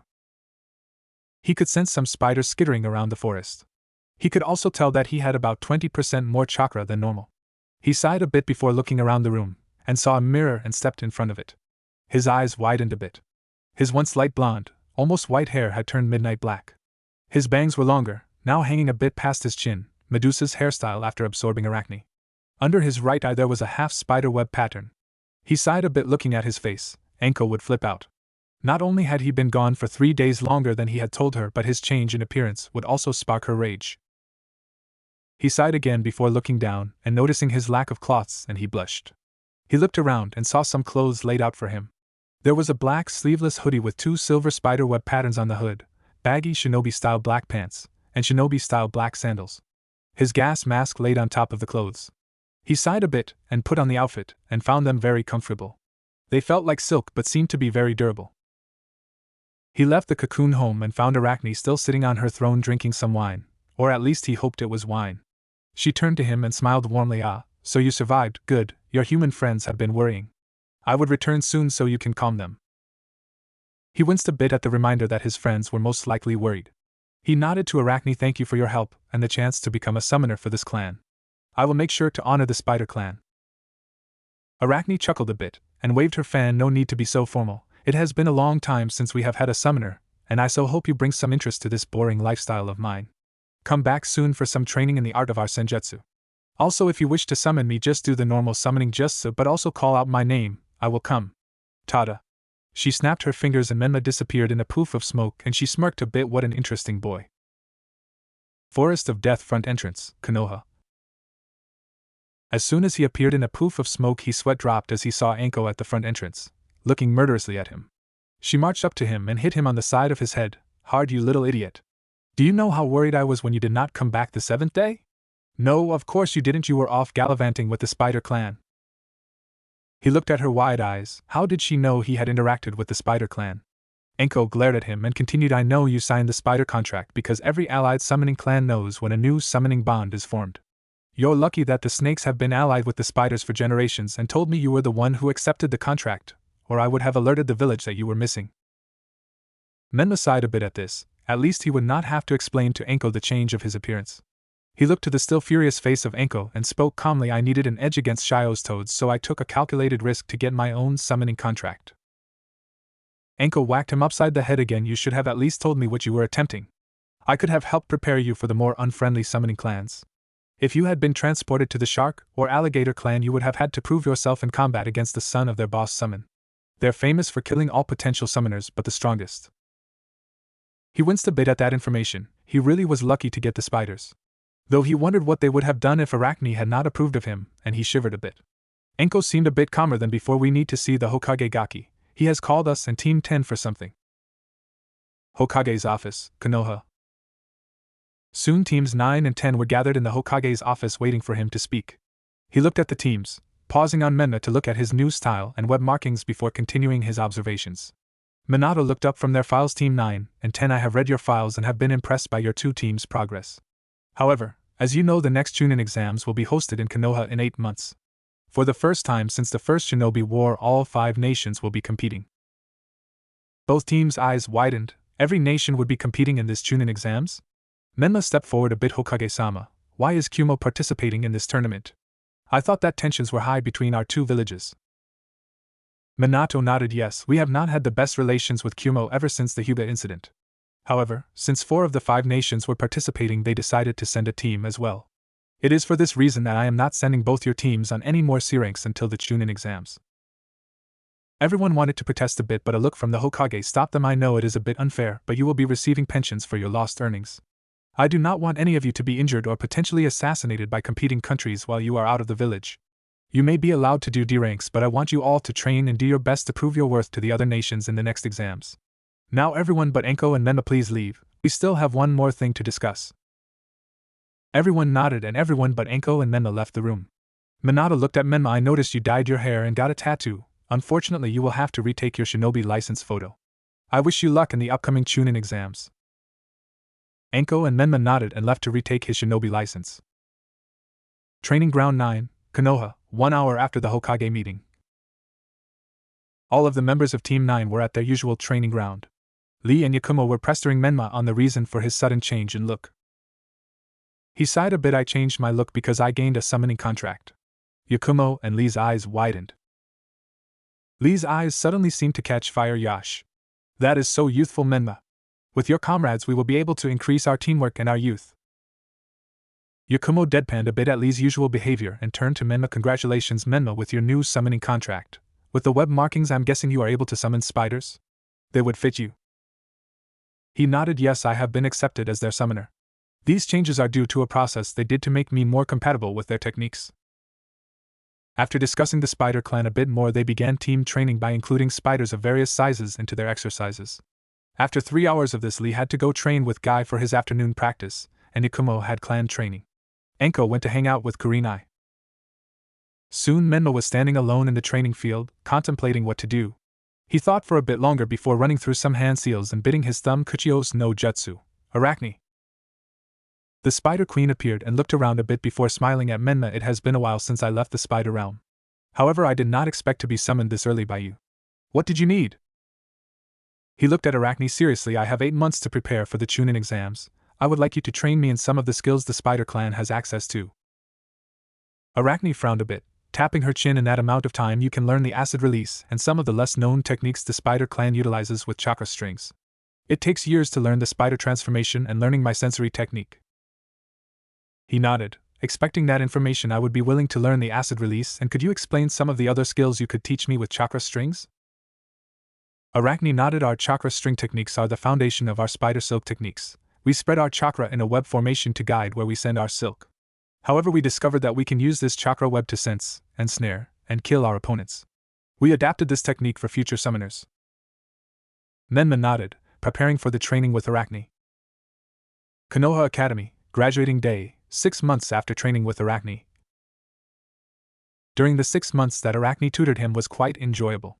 He learned that Arachne, despite comprising all the knowledge and sentience of most of the spiders in the world, had her own personality. She was a nice woman if a bit skewed morally wise. She viewed any spider as her son or daughter and had taken to calling him Eggling. She had taught him a great deal in these 6 months. He had gotten acid release to a basic level and could use them like water ninjutsu. He had also learned to form chakra strings from any tenketsu of his body to form a web around him. This web can be used to detect people similar to the Byakugan. He could also channel his acid release through the web and cause various effects on his enemies. He could not inject too many lethal poisons into his chakra yet, but he has managed to spread his acid release in a paralyzing mixture. He was spying on the graduating class again, leaning against the outer wall as he observed the graduates. Today was the day they would take their final exams to become genin. He spotted his former family, some village nobles, and shinobi clans congratulating their children for graduating. Soon he spotted a head of blonde hair and focused on his former sister. She had changed from a little brat the last time he saw her to a young woman. She had a hairstyle similar to Minato's but had a spiky ponytail similar to Jiraiya of the Sannin. She wore a dark blue turtleneck and forest green shinobi pants with dark green shinobi-style sandals. On the back of her shirt the Uzumaki swirl was imprinted. He felt the hatred he held for his sister and his former family rise to the surface, but he kept it in check from showing on his face. He knew he would get his revenge in 2 months when they fought in the Chunin exams. He turned away and walked away, pulling up his hood as he did so. Shio's POV. Shio was having one of the best days of her life. She had woke up to see the smiling faces of her family, and had rushed to get ready for the exams. When she had arrived at the classroom she met her friends and they talked for a bit before Irika entered the room and handed out their tests. After the exams she was extremely proud of herself. She was finally a genin of Konoha. She would soon surpass her Tusan and become Hokage. Databeo. She was basking in the happiness radiating from her parents. What she hadn't told her parents is she had the ability to sense emotions. This ability had emerged a year ago, and she could not understand how she got it. However, she had abused this ability to tell what other people thought of her. It came as a surprise to her when she felt a deep hatred being directed at her and her parents. She looked around and saw a boy leaning near the wall of the academy. He wore a leaf headband around his arm, so he was a shinobi. He was probably one of the oddest people she had seen. He had black hair with front bangs that stretched down past his chin and spiked hair in the back. He had pupilless blue eyes with a spider WP tattoo under his right eye. What caught her attention, however, was that he was radiating so much hatred. However, under the deep hatred she felt she could sense emotions such as sadness, envy, and loneliness. She turned to her Tusan and pointed at the boy who was walking away. Tusan, who is that boy? Minato turned to the back of the boy she pointed to and said that is Menma. He was the rookie of the year last year. He surprised many by beating several clan members for the top spot. Why? She looked at the retreating boy again thoughtfully. No reason, Tusan. Hidden training ground. Later that night, Menma POV. Menma was training in his chakra webs when he detected someone heading his way at Chunin speeds. He turned to look at the man approaching and saw the academy teacher Mizuki. He was holding a large scroll on his back that he recognized immediately, the forbidden scroll where he stole many of his techniques as a child. He went through some hand seals and used one of his latest techniques, acid release, sticky binding web no jutsu. This jutsu was one of the most simple acid release techniques. It allowed for an untoxic sap-like substance to travel along the web and quickly hardening while maintaining its stickiness. Soon the chakra strings around him became visible and Mizuki stuck to some of his web. He called out to his former sensei, Mizuki-san, I would ask that you surrender and return the forbidden scroll before I kill you. He took out his crossbow from the holster on his back to increase his threat. Mizuki looked enraged that he was being talked down to by a genin. As if I am going to surrender to you. I am an elite Chunin, while you're just a genin. He took off one of his 2 giant shurikens to cut the sticky rope binding him and threw it at Menma. Menma felt a truly twisted smile stretch across his face. This is the first true battle he had since Rogan, and he was itching to test out some of his new abilities. He easily dodged the shuriken and went through some hand signs. His chest expanded a bit, and he spoke acid release, acid shot. Small balls of acid shot from his mouth in a gun-like fashion at Mizuki. He dodged and the balls of acid started to eat through the trees they hit. Mizuki looked at the damage wide-eyed. What the hell are you? You should only be a weak genin. He looked at the raging man and spoke, it's not that I'm too strong, it's just that you are too weak. With those words he took out his crossbow and channeled his chakra through it, and started firing at the rapidly dodging Mizuki. Soon arrows could be seen sticking throughout the tree line in an intricate formation. What Mizuki could not see are the chakra strings connecting the arrows. His twisted smirk widened a bit, and went through some hand signs again: acid release, paralytic scattering dew. Soon the web of chakra lines above them started to grow damp with acid, and the lines started to rapidly vibrate, dripping almost like rainfall on their location, each blob of water a potent paralyzing solution designed to mimic morning dew. Soon Mizuki was drenched from the paralyzing rain. He started to walk up to Mizuki, a chakra scalpel forming in his hands. However, he was distracted when his former sister Shio burst into the clearing. Mizuki, return the forbidden scroll. She paused as she observed the situation. Mizuki was seemingly passed out on the ground, and Menma was standing above him with glowing hands. She felt the sickening emotions of Mizuki and the cold feeling she felt from Menma earlier. What the hell happened here? Databeo? Menma smirked a bit at his former sister. I defeated the traitor Mizuki. Your ANBU guard should be here to take him away soon. As soon as he said that, 2 masked ANBU members dropped to the ground and took Mizuki somewhere. The 2 genin stood in silence for a bit before Menma turned and picked up the forbidden scroll and looked at Shio. Come on, we should report this to the Hokage. Shio felt the bitter emotions when he spoke of the Hokage but didn't mention them. She was curious to why he seemed to hate her family so much. From what she could tell from his emotions, he seemed to be using the hatred he felt for them to hide his sadness. They walked together a bit in silence before jumping on the rooftops the rest of the way to the Hokage's office. Hokage's office, Menma's POV. When they arrived at the office, Menma put the forbidden scroll on the Hokage's desk and stepped back a bit. Minato opened the scroll to check the contents, and nodded a bit. Thank you, Menma and Shio, for retrieving this. I was in a meeting the council discussing team placements when he snuck into the office for the scroll. Shio scratched the back of her head a bit. Tusan, I didn't really do anything. It was Menma who apprehended Mizuki. She felt the surprise radiating from Menma. Did he think that she would take credit for something that she didn't do? Minato also seemed a bit surprised and turned to Menma. Then thank you, Menma, for apprehending Mizuki. The penalty for stealing the forbidden scroll is death, and a B-rank missing nin status if he had managed to escape the village. You will earn the bounty on his head when he is put to death. Menma nodded. Thank you, Hokage-sama. Minato put the forbidden scroll in a hidden drawer in his desk and spoke. Thank you again, you two, for returning this. I will see you later, Shio, and good night, Menma-san. They both nodded at the dismissal and left the room. Konoha Streets, 8 p.m., Shio's POV. They walked out of the Hokage building and stood apart from each other awkwardly. She cleared her throat. Well, I hope to see you again, and find out why you seem to have so much buried pain against my family. Menma nodded and started to walk away. She frowned a bit at his back before turning around for home. Uzumaki Residence, Kushina's POV. Kushina was flipping through a picture album of her daughter. She was so proud that her little girl was a shinobi. However, as she flipped through the pages and eventually arrived at a 4-year-old Shio, she felt something snap inside her head. She gasped and dropped the book, running out of the house.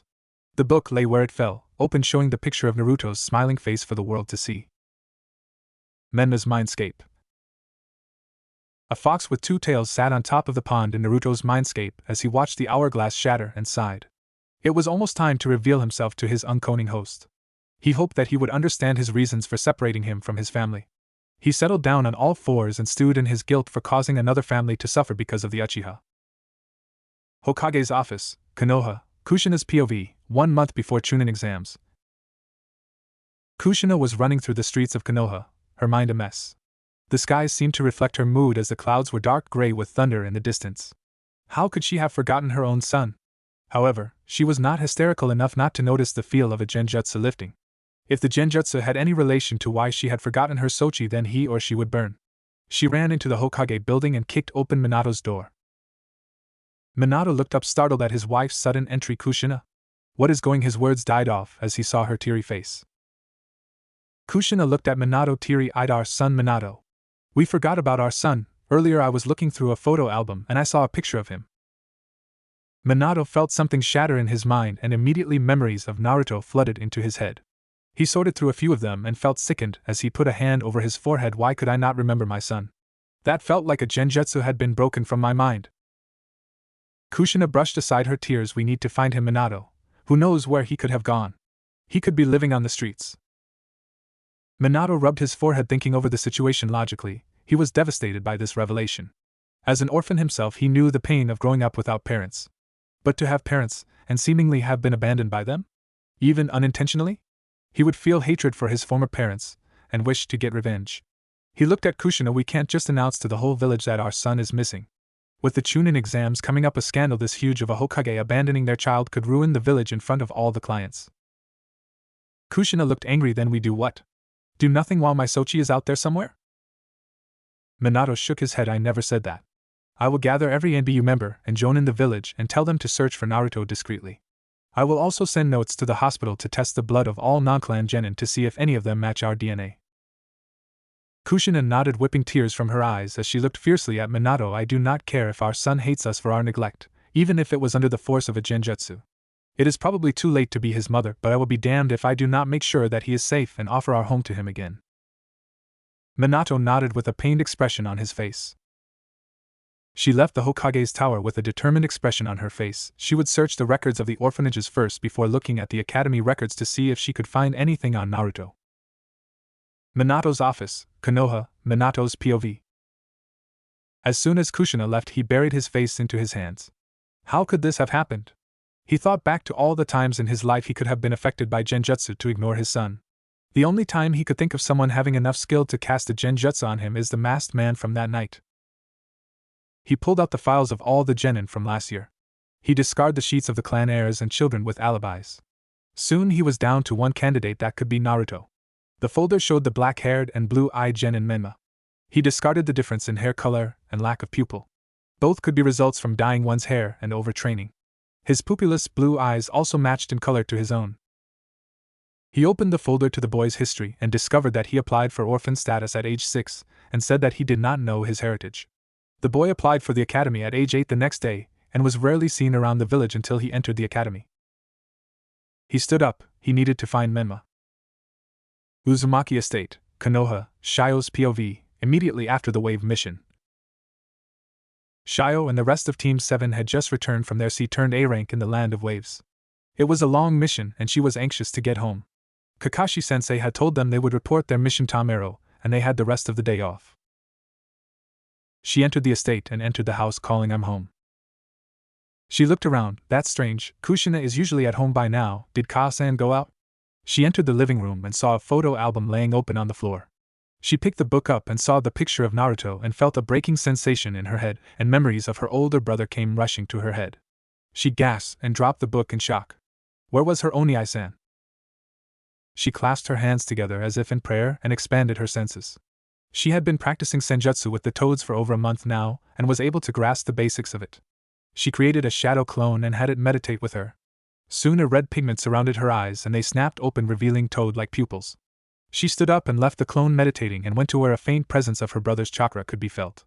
She entered one of their spare bedrooms they never really entered and saw a sparse room. There was a single bed, a desk stacked with books and notes, and a bookshelf. She went where she sensed the chakra and found a sealing tag on the desk. It was a beginner seal that stored chakra like a battery for people who are learning Fuinjutsu.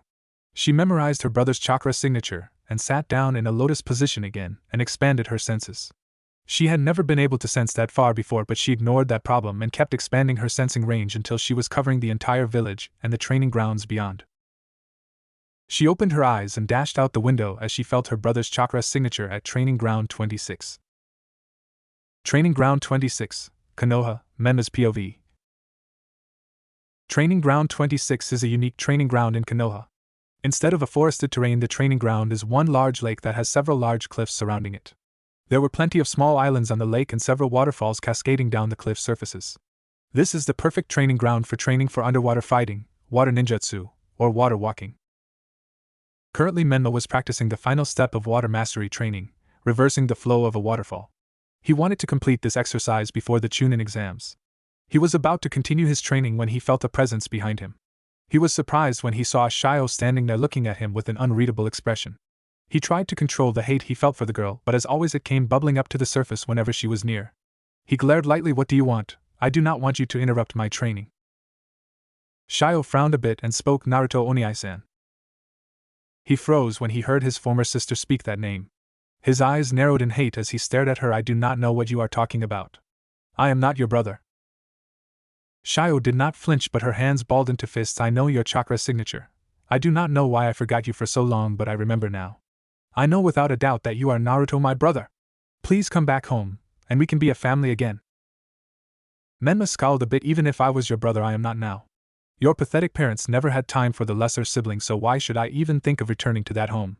He felt his anger grow a bit more as the web marking under his eye seemed to expand a bit down his cheek. Shio seemed to be getting angry and shouted, I do not know why they would forget about you, but I know my parents. They would never leave any child of theirs behind. The Uzumaki family never abandoned their own. Naruto glowered at Shio and shouted back, you may believe in your parents, but I gave them many opportunities to notice me. I shouted at them, begged them, prayed for them to notice me, but they always shoved me away to focus on you. He felt his hatred grow as he felt the toxicity of his blood increase in response to his anger. Shio seemed to steel herself if he refused to come home. She unsealed her nodachi. The sword was as tall as she was and had a plain black grip with an ornate steel guard. She got into her stand with the blade pointed behind her in a crouched stance, and sprinted forward while shouting, then I will force you.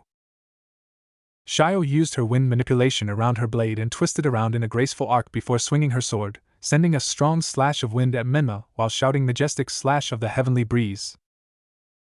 He scowled a bit before activating his chakra scalpel and cut through the wind slash, cutting the strike in 2 pieces that slammed into the cliff behind him, deeply scaring it.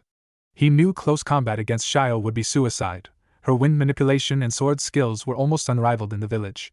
His arrows would be useless against her wind, but he had one advantage over her. They were on water.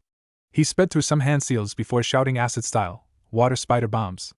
Out of the water bubbled medium-sized spiders made out of water with a red dot in the center. They all dashed at Shio with medium speeds. Shio quickly spun around in a pirouette, causing a cyclone of wind and water to come up around her as the water spiders jumped at her, exploding violently as they came in contact with the wall of wind and water. Soon the water wall was cut in half as another blade of wind cut through it at him. He ran through 4 hand seals before calling out water style, hardened water wall. The lake surged underneath them as a hardened wall of water blocked the wind blade. He channeled chakra through his hands again and went through 3 more hand seals acid style, giant spider bomb no jutsu. From the large wall of water a huge spider with a glowing red core emerged and pounced on Shio and exploded on her. He stood there still on guard. He doubted that spider would have killed her. Soon out of the spray of water from the bomb he could hear a slightly whirling of wind and widened his eyes at the sight before him. Around Shio there were 4 large fan-like blades spinning around her, forming a shield. He inspected the blades a bit. So this is the famed chakra manipulation of the Namikaze Uzumaki family. Many people speculated what Minato could do with Kushina's ability to harden her chakra outside of her body. I guess this is the result. Shio nodded. Yes, this is my true sword style, dance of the 5 blades. Please surrender, Naruto, you will not be able to defeat me.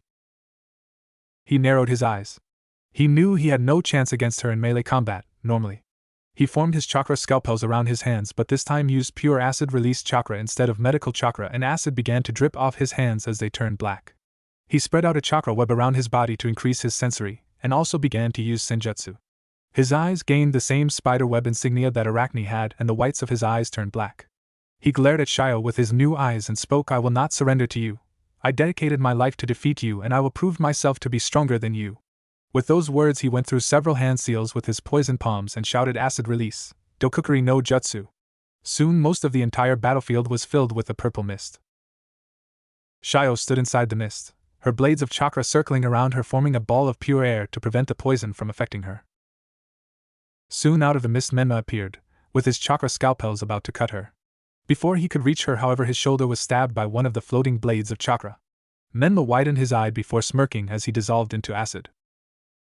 Shio scowled. Those clones were incredibly dangerous. If she killed one of them close to her body, they would cover her in acid. She went through some hand seals before inhaling some air wind style, great breakthrough. And a huge gust of air was unleashed from her mouth, and the poison mist was blown away. Once the mist dissipated, she was surrounded by 10 Narutos. She glanced around trying to tell which one was real. She scowled a bit. One wrong move would have her covered in acid. She spun around and unleashed a circular slash around her that bisected all of the clones, and raised a wall of wind around her to prevent the resulting explosions of acid from reaching her. She stood tense for a few seconds before she felt glowing hands clamp around her ankles. She screamed as she felt her tendons were cut, and Menma rose out of the water behind her, chakra scalpels glowing around his hands. He sneered at her end of the line. He raised his hands in a cross fashion, presumably to decapitate her when she went through some hand seals and bit her thumb, summoning no jutsu. He jumped away just in time for a huge red toad to appear in a puff of smoke. Shio panted a bit from the summoning cost of Gamabunta and felt the Kyuubi's chakra healing her cut tendons and stood up. Gamabunta looked annoyed as he stared up at Shio. Why did you call me up here, Gaki? Shio looked at the huge frog underneath her, and said, I am fighting my lost brother. We need to knock him out and return him home so Dad and Mom can explain what is happening. Gamabunta looked increasingly annoyed. And don't you think summoning me is a bit over? He would have continued, but he heard a shout of summoning no Jutsu interrupted him, and in a large burst of smoke a spider almost as large as Gamabunta appeared. Menma was standing on the head of the beast and spoke calmly. Aragog, let us fight together against this toad. He felt the spider under him shift a bit, and it spoke in a deep voice, yes, summoner, this toad will feed our clan for a long time. Shio gaped at the sight of the spider. How did he brother get his hands on the spider summoning contract? Gamabunta under her shifted a bit as he gripped his giant tanto. I had heard rumors of a new spider summoner, but I didn't believe them. However, I've always enjoyed fried spider legs. Soon the two titans were battling, reshaping the training ground as their attacks broke the cliff sides around them. Their summoners offering assistance with elemental attacks and alerting their summoned to dangers. Aragog seemed to rely on trapping Gamabunta in webs while the toad kept slicing through the webs and dodging the pincer attacks. After a few minutes of intense combat between the two animals, they were both on their last legs. Gamabunta looked up at Shio and spoke, ha ha ha, I am only good for around one more attack, Gaki. Let's make it count. Shio looked down at Gamabunta and nodded. Gamabunta's mouth swelled with oil and he spat it out in torrents at Aragog while Shio used the fireball jutsu to light the oil on fire, making a huge gout of flames at the spider. Aragog quickly formed a large web in front of him, while Menma went through hand signs and combined the web with his water chakra to create a huge wall of water that blocked the large sea of flames. As the steam cleared from the amount of flames hitting the cold water, both Menma and Shio were panting as they gazed at each other from opposite sides of two cliff faces. Shio lifted her head and back inside her room at the estate. Her shadow clone poofed into smoke. Nature chakra surged into Shio and she went into sage mode. As she entered sage mode, she remembered a warning from Pa about sage mode. Flashback. Shio and Pa Toad were sitting across from one another, Shio in sage mode as Pa observed. After a few minutes of sage mode, she began to feel herself lose control of the energy before she felt a harsh smack of a stick on her head. Pa looked proud of Shio. Well, Shio-chan, it looks like you are able to stay in sage mode for around 5 minutes before you begin to lose control of the energy. If you are forced to use senjutsu before you finish your training, make sure to only stay in the mode for 5 minutes only. End flashback. Menma scowled as he felt the nature chakra enter Shio. He barely had any chakra left after blocking Gamabunta's flame toad bullet. He was thinking of his next action when he remembered something that Arachne told him. Flashback. Arachne was standing in front of Menma as he practiced acid release. Naruto, come here. Naruto looked over curiously and walked closer to Arachne. She smiled at him with her usual sleepy expression and spoke, I wanted to speak to you about learning partial spider transformation. This form usually takes around 1.5 years to master. However, there is another way to use it. Naruto looked interested. How can I use the transformation without training for it, sensei? Arachne spoke seriously. If you summon me in battle, we could merge and I could force the transformation for a short period of time, around 5 minutes max in battle. Naruto looked thoughtful. I will remember that, sensei, thank you. End flashback. Menma went through some hand seals summoning jutsu. Arachne. Soon in a puff of smoke Arachne appeared. She smiled at him and nodded, already knowing what they wanted. She reached down and kissed him on the lips, merged with him. Soon power exploded off of Naruto as the spiderweb pattern in his eyes seemed to glow and expand across his eyes, and 4 pincer-like claws exploded from his back, and he felt fangs growing from his mouth.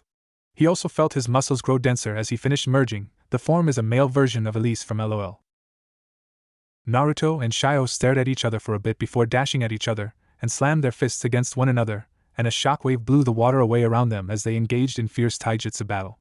Shio had the advantage of her frog kata and increased physical ability, while Naruto had 4 extra appendages to fight with and his own increased strength. They jumped around the battlefield, both sides never yielding as they continued to fight fiercely against one another. As they fought, they started to feel the other's reason for fighting. Naruto felt Shio's regret and determination to remove him of his hatred. Shio felt Naruto's anger and sadness from being abandoned, but also his determination to prove himself stronger than her. Soon after 5 minutes they both were facing each other, panting heavily, the extra features of senjutsu gone as they stared at each other. Shio panted as she spoke, I only have enough chakra for 1 more jutsu, and I'm sure it is the same for you, let's end this. She lifted her hand, a green Rasengan formed in it, spiraling fiercely as it started to rain and thunder around them. She jumped forward and yelled Rasengan. Naruto stretched both arms out, one gripping the other as a ball of incredibly toxic venom formed a sphere in his hands that had 6 legs and a dark red core, Arachne Soul. He jumped to meet Shio, shouting Queen Venom Bomb. The attacks collided in a large blast of energy, the toxic bomb meeting the maelstrom of the Rasengan. The two attacks fought against each other for dominance. Soon, however, both techniques exploded, causing a massive implosion of the wind-saturated chakra meeting the highly toxic acid. When the explosion died down, both Naruto and Shio were knocked unconscious on some fallen rubble side by side. The rain continued to fall on their forms as they ended the titanic battle. Soon Minato jumped down near them, staring sadly at their two forms. He felt great sadness that they had to fight in such a titanic battle. They should be living happily together, not trying to kill each other. He felt tears roll down his cheeks as he felt like a failure. What was the point of being the strongest ninja alive today if he couldn't even protect his family? He looked up at the rain in pain before he made a shadow clone to carry Naruto and Shio to the hospital. Inside Naruto's mindscape, Naruto opened his eyes to find himself laying on a large pond surrounded by forest. Around the pond were large torii. He looked around and spotted a small fox with 2 tails sitting in front of him. The fox seemed to be looking at him with understanding and pity as it spoke, "Let us talk, Naruto Uzumaki." Naruto's mindscape, area unknown, Naruto's POV. Naruto looked around the landscape before focusing back on the 2-tailed kitsune. "Who are you, and where is this?" The kitsune looked a bit amused before it spoke. "I am the former 9-tailed fox, the great Kyubi no Kitsune, and we are in your mindscape." He felt his eyes widen. "Why are you here when you should be sealed within my sister?" The Kyubi chuckled. "Yes, I should be sealed within your sister if I had not inserted a tiny portion of my chakra into you before I was sealed. As you grew, so did the yokai chakra inside of you, allowing it to hold my consciousness." Naruto glared suspiciously at the Kyubi. "Why would you escape from Shio's seal just to seal yourself into me? Without a seal holding you back, you could escape from my body easily." The fox nodded. "Yes, I could escape from your body at any time, however I have no wish to do so. I gave up most of my chakra to move to your body, so I am much weaker than before. Your body gave me anonymity from my enemies as well as a safe haven to restore my former strength." Naruto nodded, understanding the logic. "And what happens when you recover your strength? Will you attack Konoha again?" The Kyubi shook his head. "No, I have no interest in Konoha or its people. I was forced to attack Konoha by Madara Uchiha." He narrowed his eyes. "Madara Uchiha died years ago in the battle against the first Hokage." The Kyubi's eyes glowed angrily. "That is a lie. Madara Uchiha is alive and forced me to attack Konoha. He also used his eternal Manjikyu Sharingan eyes to force your parents to abandon you." Naruto's eyes widened and remembered what Anko once told him. Flashback. Anko looked at Mema seriously. "No parents just spontaneously forgets and neglects their children. Even if they focused more on their sister, they would never have forgotten you. It is not in human nature." End flashback. He had ignored her advice then, too caught up in his desire to revenge to give it much thought. But it did make sense. However, he remembered from reading about the Shinto religion that kitsunes were master manipulators. He looked at the Kyubi. "How do I know you're not just twisting the truth for your own benefit? I know that kitsunes are masters of illusions and manipulation. How do I know that you weren't the one who cast the genjutsu on my parents?" He almost missed it, but the Kyubi's eyes flickered a bit with guilt before returning to his regular calm expression. "That's it, isn't it? You were the one who cast the genjutsu on my parents when you injected me with your yokai. Afterwards you would tell me it was Madara Uchiha to spark my rage towards him." The Kyubi sighed deeply. "You are smarter than I gave you credit for, Nijen. Yes, I used an illusion to force your parents to ignore your existence." In a flash, Naruto had a chakra scalpel out and tried to cut the Kyubi, but 9 balls of an ethereal flame stopped him. The Kyubi had not even flinched. "Do not tempt me, Nijen. Despite only having a fraction of my former power, I am more than enough to deal with you easily." Naruto scowled at the reason for his abandonment in hatred. "Then why would you do it? Why would you force my parents to abandon me? For your own sick amusement? Answer me." The Kyubi was silent for a few seconds before sighing heavily. If nothing else, the boy in front of him served the truth very well, Nijen, but know this. To understand my reasons for manipulating your life, we must go to the very beginning. The world around them shifted until Naruto saw 2 giants, one male and one female, fighting each other. The male had an aged face with long white hair and wore a simple monk's robes with prayer beads adorning it. The woman was beautiful with dark black hair and wore a beautiful white kimono. Their fight was on the level of gods, reshaping the earth, destroying continents, and obliterating anything caught in the crossfire. The Kyubi appeared next to him and explained, "In the very first stages of our world, Izanagi fought his wife, Izanami. The argument was whether or not to share their powers with the humans of the world.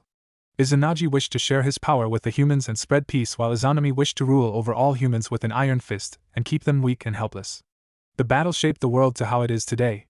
At the very end of the battle, Izanagi reigned victorious over his former wife. The scene depicted the man stab a sword through the woman's heart. As she fell to the ground, she glared up at her husband and issued a prophecy: "One day, my husband, I will return to this world in one form or the other. You have only delayed my plans." Izanagi looked at his wife sadly before speaking. "You shall never walk amongst the land of the living, my beloved. I banish you to Yami for the rest of eternity. You shall be the seal that protects this world from the realms beyond." Izanagi lifted a monk's staff and a black void engulfed Izanami. Kyubi continued his explanation. However, unknown to Izanagi at the time is that Izanami had one last trump card: the seed of the Ashinju tree. The Shinju is a sentient tree that grows in the deepest regions of Yami. Anyone who eats the fruit of a Shinju will be terribly cursed, but gain tremendous power. Izanami injected a small piece of her power into the seed and buried it before she was sealed away. The scene shifted again to show numerous wars and bloodshed until a great tree emerged from the blood of the fallen warriors and grew to a huge height, a fruit that looked like a peach at the very top. The Kyubi looked upon the scene sadly before continuing. Eventually, the Shinju tree grew from the blood of fallen warriors, producing its tainted fruit. It stayed there for many years before a princess, tired of the war and bloodshed, ate the fruit and gained its power to end the wars in the world. The scene showed a black-haired girl climbing to the top of the Shinju before gorging herself on the fruit. After it was eaten, she fell to the ground in pain. Her hair and eyes turned white. She grew a third eye and horns, and the rabbit goddess Kaguya was born. With the power of the Shinju, she ruled the world fairly for a time. However, eventually the energies of Izanami began to twist Kaguya. Soon Kaguya became a tyrant and demon, enforcing her rule on the world with a heavy fist.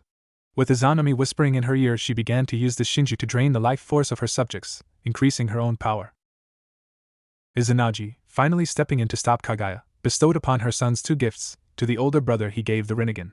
To the younger brother he gave the Byakugan and the power to manipulate his body. When Kaguya learned of this, she merged with the Shinju to create a terrible beast known as the Jubi. The scene showed a monstrous beast with 10 tails battling two men. The battle continued for many days until the older brother Hagoromo sealed the Jubi's chakra inside himself, while his brother sealed the Jubi's body and in the moon, and casted it out to space. After the battle, both brothers were considered mortal gods. Hagoromo became known as the Sage of the Six Paths, while his brother was hidden in obscurity. Eventually both brothers found wives and started families. These children eventually started the Uchiha, Senju, Hyuga, and Kaguya clans. Nearly 100 years later, on his deathbed, Hagoromo gathered 9 animal spirits he had befriended and gifted each of them a piece of the Jubi's chakra, creating the 9 Bijou. I received the largest portion of the chakra. With his last breaths he told us to never let the Shinju be revived or it would drain all life on the planet, allowing Kaguya to escape from her prison. However, he also made his younger son, Azura, his heir. This caused the feud between the Senju and Uchiha to fester for centuries. Eventually, after years of fighting, the heir of the Uchiha and Senju clans, Madara and Hiroshima, made a truce to create a ninja village. Years later, Madara found a tablet left behind by Hagoromo that spoke of the Jubi and its power. Corrupted by this knowledge, he began to plan to become the Jinchuriki of the Jubi like his ancestor. This led him to fake his death in his battle between Hiroshima and himself. In the shadows, he began to make plans to gather the 9 Bijou. I had been sealed in Mito Uzumaki during the battle, and that gave him the idea of Jinchuriki. Gathering the 9 Bijou by himself would be suicide, but kidnapping their sealed containers would be child's play. He manipulated the budding villages at the time to seal the Bijou inside of humans, and use them as weapons of war. While the nations battled each other, he started to form his own organization, the Akatsuki. Now he hopes to revive the Jubi to become its Jinchuriki, becoming a mortal god like Hagoromo so long ago. What he does not know, however, is that the Jubi contains Kaguya and a bit of Izanami's essence, which would recreate the Shinju and absorb him, and all life in the elemental nations, weakening the seal on Izanami enough so she can escape, dooming all life on the planet. Naruto was wide-eyed at this information. He had just learned the origin of the ninja world. He glared at the Kyubi again. "Who are you? A normal animal spirit would not know of all of this." The Kyubi chuckled, and a spirit outline of a white fox with 9 tails surrounded the Kyubi. "You are correct, young mortal. I was not just a fox spirit but the god of foxes, Inari Okami. I befriended Hagoromo, and he sealed the largest piece of the Jubi into me for safekeeping." Naruto felt a bit confused. "Are you saying a god was able to be subjugated by Madara to do as he wished?" Inari winced, an unforeseen complication. "The Jubi chakra contained within me allowed him to control me. I assume Hagoromo knew this but thought that the Sharingan could be used to stop us if we went on a rampage. Instead, it was used to enslave the bijou. It was for this reason I gave up my chakra to enter you. I am now free from the Jubi's chakra and restored to my previous position as the fox god, Inari Okami. The god bowed its head in shame, however. I was very weak. Any opponent that killed you would have taken me with you. So I had to give you the one gift that would have protected you, anonymity. As the son of Minato Namikaze, you would have been exposed to assassination attempts and much more enemies than a nameless orphan. This gave me enough time to gather enough strength to protect myself. Naruto understood the reasons why Inari would do what he did. That does not mean that he had to like it. So you're telling me that you made my life hell just so I could be some pawn in the god's game of life? Inari seemed to look at him in pity. Yes, from the moment you were born you were chosen to be one of the 3 prophecy children to save this world from the resurrection of Izanami.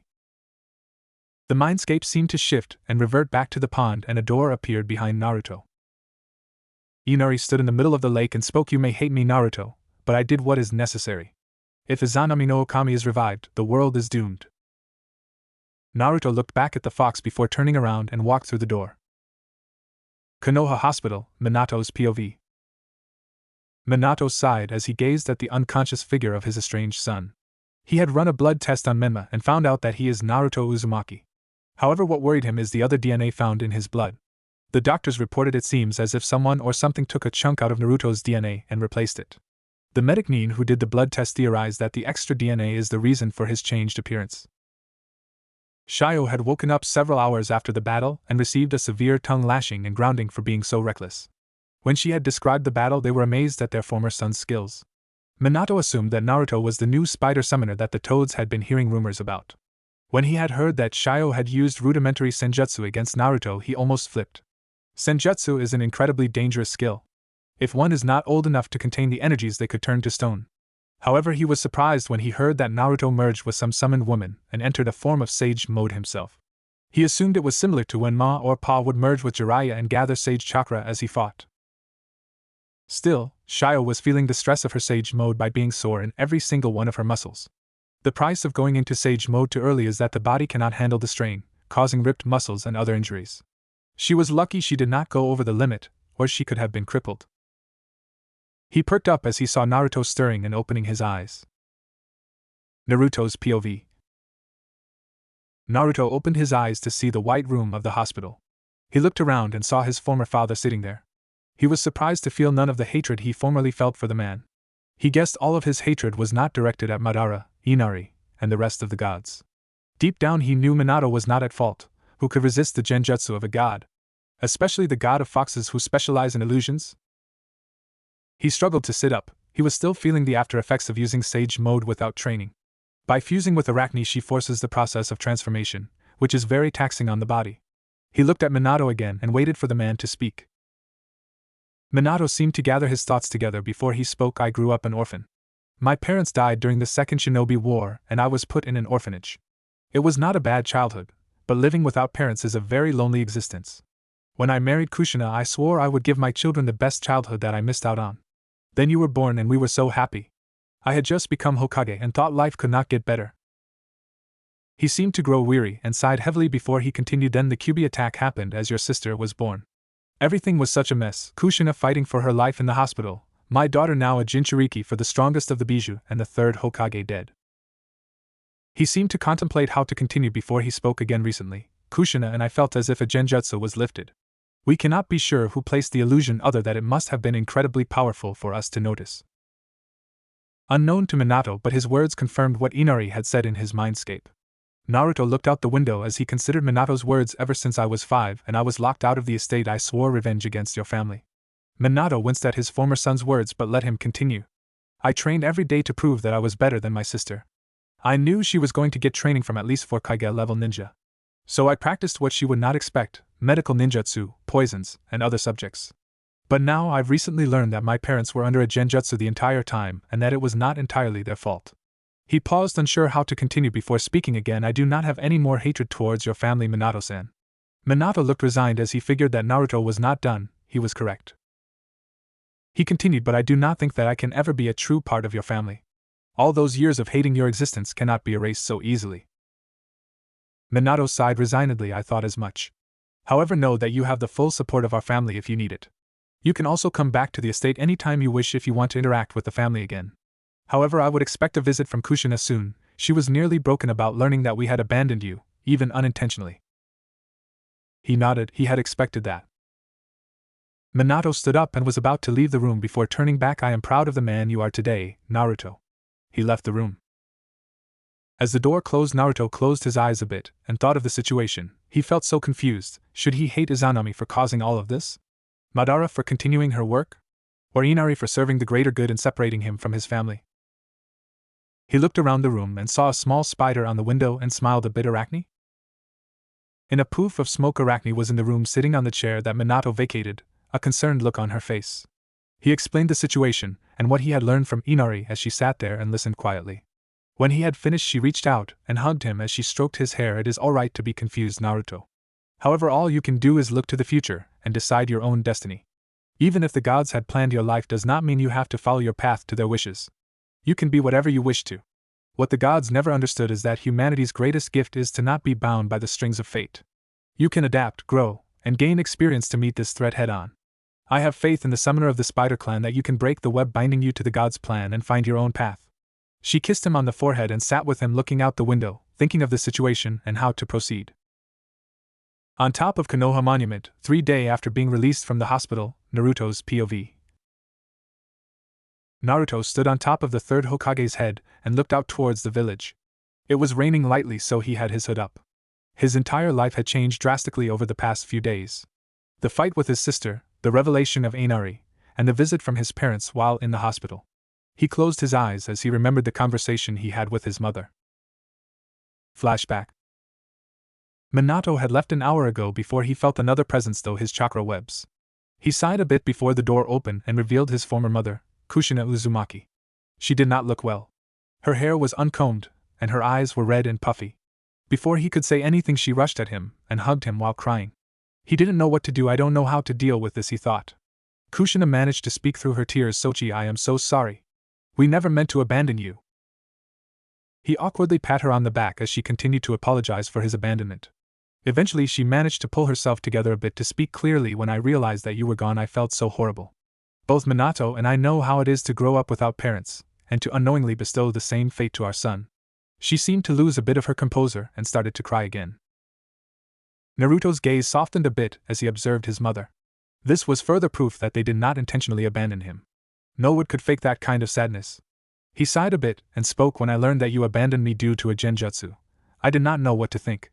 After Minato explained his childhood, I doubted either of you would ever abandon me purposely.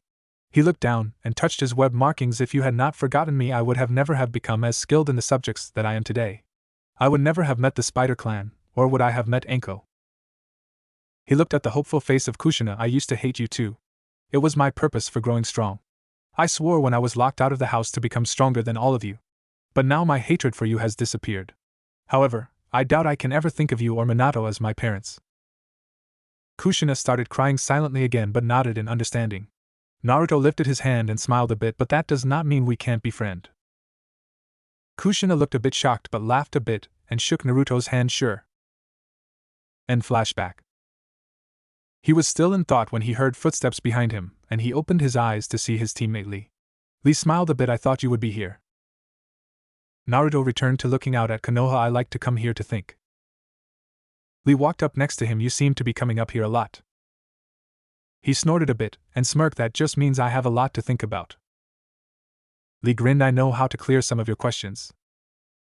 He looked at Lee curiously as he followed him to a training ground. Lee spun around in the Goken stance. In the midst of battle you will be able to relight your flames of youth. Naruto looked confused a bit before he laughed. Are you sure you want to fight me dead last? Lee grinned wider as he charged forward at blistering speeds. I am sure I can provide a worthy challenge, Mr. Rookie of the Year. He grinned wider and reinforced his body with the numerous toxins in his blood and rushed forward to meet Lee's punch. 1 hour later. Both Lee and Naruto are laying in the practice field exhausted when they both looked up to see Yakumo and Anko's smiling faces. They all started to laugh and joke around while Naruto was inwardly thinking, I can't see you guys as family because I already have a perfect one right here. Konoha Academy, day of the Chunin exams, 5 hours before exam, Naruto's POV. Naruto, Lee and Yakumo are walking through the hallways of the academy making their way to the 3rd floor for the first test of the Chunin exams. They had arrived early to spy on the competition and find a good unnoticeable position. Over the past few days they saw many foreign genin teams from across the 5 great villages and nobles arrive in Konoha for the exams. It was a miracle that no incidents were reported besides a small altercation with the Suna and Konoha team. They all noticed a small genjutsu on the second floor, but Naruto quickly whispered, "Don't point it out, the less competition the better." Team 9 soon arrived at the testing room and saw there were not many teams in the room this early. There was only teams from Kumo, San, Kiri, and IWA. The Kumo team had a blonde with generous assets alongside a red-haired tan-skinned girl and a tan boy with white hair sucking on a lollipop. The Suna team consisted of a makeup-wearing boy in a onesie, a blonde girl with a large fan on her back, and a red-haired teal-eyed boy with a large gourd on his back. The Kiri team had a boy wearing sound dampeners with a large fish-shaped two-handled sword on his back wrapped in bandages, a flamboyant-looking boy in a large blue coat, and a tan boy with a trident strapped to his back. The IWA team was the same team they had seen on their first C-rank mission. Naruto assumed that IWA held them back to participate in this exam to demonstrate their strength. None of the teams spoke to each other as more and more teams trickled in. Naruto recognized all of this year's rookie genin teams. Nothing interesting happened until Shio's team entered. Shio had been teamed up with Sasuke Uchiha and Kiba Inazaka. He kept looking around the room before he heard his name. "I would like to know the information on Mito Gecko, Gaara of the Desert, and Menma." He looked at the group again and saw Team 7 standing before someone he recognized. He walked over before Kabuto could say anything. "Hey Kabuto, never thought I would see you outside of the hospital."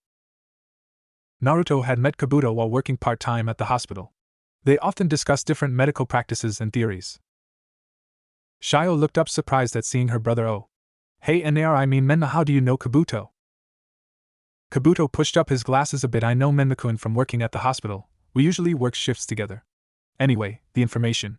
He pulled out a card. "Mito Gecko, daughter of 2 of the premier swordsmen and swordswomen of Konoha, Hate Gecko and Yagwa Yuzumi. She was almost the kunoichi of the year last year but lost due to her lower marks in genjutsu and throwing skills. She has been on 5 C ranks and 48 D ranks. It says here that her kenjutsu skills are off the charts, as expected, growing up with 2 masters of the art. Her teammates are Niji Hyuga and Tenten." Naruto kept an eye on the crowd as Kabuto listed the information and saw that the teams from Kumo and Kiri were interested in the kenjutsu information. As expected, since those 2 villages were renowned for their kenjutsu users. Kabuto pulled out the second card. "Gaara of the Desert. Not much information on him seeing as he is from a foreign village, but I have here that he has come back from every mission without a scratch, even on a B-rank mission." Everyone's eyes widened at that information. The white-haired medic pulled out a third card. "Menma, one of the only orphans besides Minato Namikaze to become Rookie of the Year. Specializes in poisons and medical ninjutsu. He has been on 1 A-rank mission, which is very impressive, and 10 C ranks and 67 D ranks. His teammates are Yakumo Kurama and Rock Lee." Kabuto kept monologuing information, but Menma had lost interest and was observing the crowd. Soon after, a small incident with some sound genin in a poof of smoke, several Chunin and Marino Ibiki appeared out of a shunshin. He quieted the room with his mere presence and barked out orders. "All right, all you little brats. I am the examiner of the first section of the Chunin exams. The first part of the exam is a written test. Everyone starts out with 10 points. If anyone is caught cheating, they will lose half their points." Soon after everyone was settled, Naruto found himself between Kuratsuchi and the boy from Kumo. 15 minutes into the test, and Naruto could only answer 3 questions, each requiring about Jonin-level poison expertise or doctor-level medical knowledge. He discreetly glanced around the room at all of the Chunin watchers. Why would they go to such great lengths to try and detect cheating? Ibiki could probably tell if anyone was trying to cheat him by himself blindfolded. He glanced towards the competitors nearest him, and widened his eyes minutely when he saw Shirori Nara a few places away from him. He knew for a fact that she had graduated from the Chunin exams last year. So why is she here? He thought back to Ibiki's words. Anyone caught cheating will lose half their points. Why not just remove the person who cheated immediately? That is what they did back in the academy. He paused. What if they want us to cheat? He discreetly looked around at some people and saw a few genin discreetly cheat. Good for genin. But someone like Ibiki could easily spot it. He assumed that their cheating strategies were good enough for Chunin, so the proctors did not point it out. He smirked a bit. Closing his eyes, he spread his chakra web around him and latched onto the tenketsu points of Shiori's hand and began to copy her hand movement on the questions. He was sure that at least one of the guards around him could sense his chakra being used, but he doubted they would call him out on it since it was not obvious. He glanced at Lee near the front, sitting next to Hinata. He was sure that Lee was too honorable to cheat on the test, so he decided to give him a helping hand. acting as if he was thinking he bit his thumb, and went through some hand seals disguised as cracking his knuckles, and in a smokeless summon summoned two small spiders. One went to Yakumo while the other went to Lee. The spider landed on the desk and spun a small web detailing the answer to some of the shorter questions. Once 3 were filled for Lee, he dismissed the spiders. That was enough points to pass the test. Soon after the dramatic 10th question, the proctor of the next exam, their sensei Anko, led them to the forest of death. Anko began to scare the poor genins with her antics while she explained the test. Anko held up 2 scrolls. Alright, you maggots, the purpose of this test is to survive for 5 days in the forest behind me. While surviving the forest, your goal is to gather a heaven and an earth scroll before proceeding to the tower in the middle of the forest. However, before we begin the test, I would like all of you to sign these waivers, in case you die. There was some grumblings, but everyone signed the waiver and was given a scroll. When Menma signed the waiver and got a heaven scroll for the team, he smirked a bit as an idea came to him. He raised the scroll over his head and shouted, "HY! Our team has a heaven scroll!" Nearly everyone around him looked at him as if he was an idiot, but the proctors and judges of the test looked at him speculatively. What the genin around him did not realize is that he had protected his team from half the competition. No team would want to waste energy and a potential defeat on a team they knew had the scroll they did not need. With that stunt, Team 9 had become one of the best protected teams in the competition, while simultaneously luring only teams they needed to themselves. As they lined up at an entrance to the forest, he smirked a bit as he felt the small chakra of one of his spiders attached to the 2 genin teams whose gates were closest to theirs. As soon as the horn blared, he motioned for their team to follow the chakra signature that his spider was emitting and soon crouched on a tree above a rain village team. They observed the team a bit and smirked as one as the leader took out an earth scroll. Without having to be told, Yakumo did some hand seals and trapped the team in a genjutsu.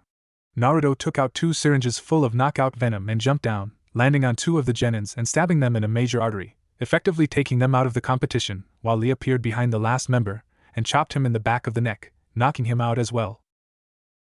Yakumo smirked as they took the earth scroll. That was easy.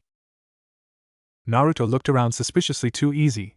I say that we start heading to the central tower before teams get desperate enough to surround it looking for people with both scrolls. After 3 hours of running, dodging wild animals, and avoiding teams with his chakra web, sensing they arrived at a small clearing. Naruto looked around. We should rest here for now. We want to be at full strength if we encounter another team. Lee nodded. Yes, it would be best if we wait for our flames of youth to replenish before continuing on to the tower. Yakumo nodded, already understanding youth speak. To understand his meaning, we should lay some traps while we rest. Even with your web, we don't know if a team has the ability to counter or negate it. Menma nodded and his eyes glinted as he remembered one of the traps he wished to test. I have the perfect thing. Both Lee and Yakumo looked curiously as Naruto took out a black scroll and unsealed several mushrooms. Yakumo looked hesitantly at the shrooms. And what do these mushrooms do? Naruto chuckled evilly. If anyone steps on one of these, it will explode, sending a cloud of paralytic poison into the air, forcing the person who stepped on it to inhale it. No one will be able to sneak up on us with these around us. Kakuku, unknown to Team 9, but in a different dimension, every person classified as a jungler flinched simultaneously, while a small yordle chuckled heavily as he waited for more people to fall to his shrooms of death. 3 hours later, 9 p.m. Team 9 had entered the tower and opened their scrolls, which turned out to be summoning scrolls for a Chunin to explain the scrolls to them, and explained that they had to stay in the tower for the next 3 days.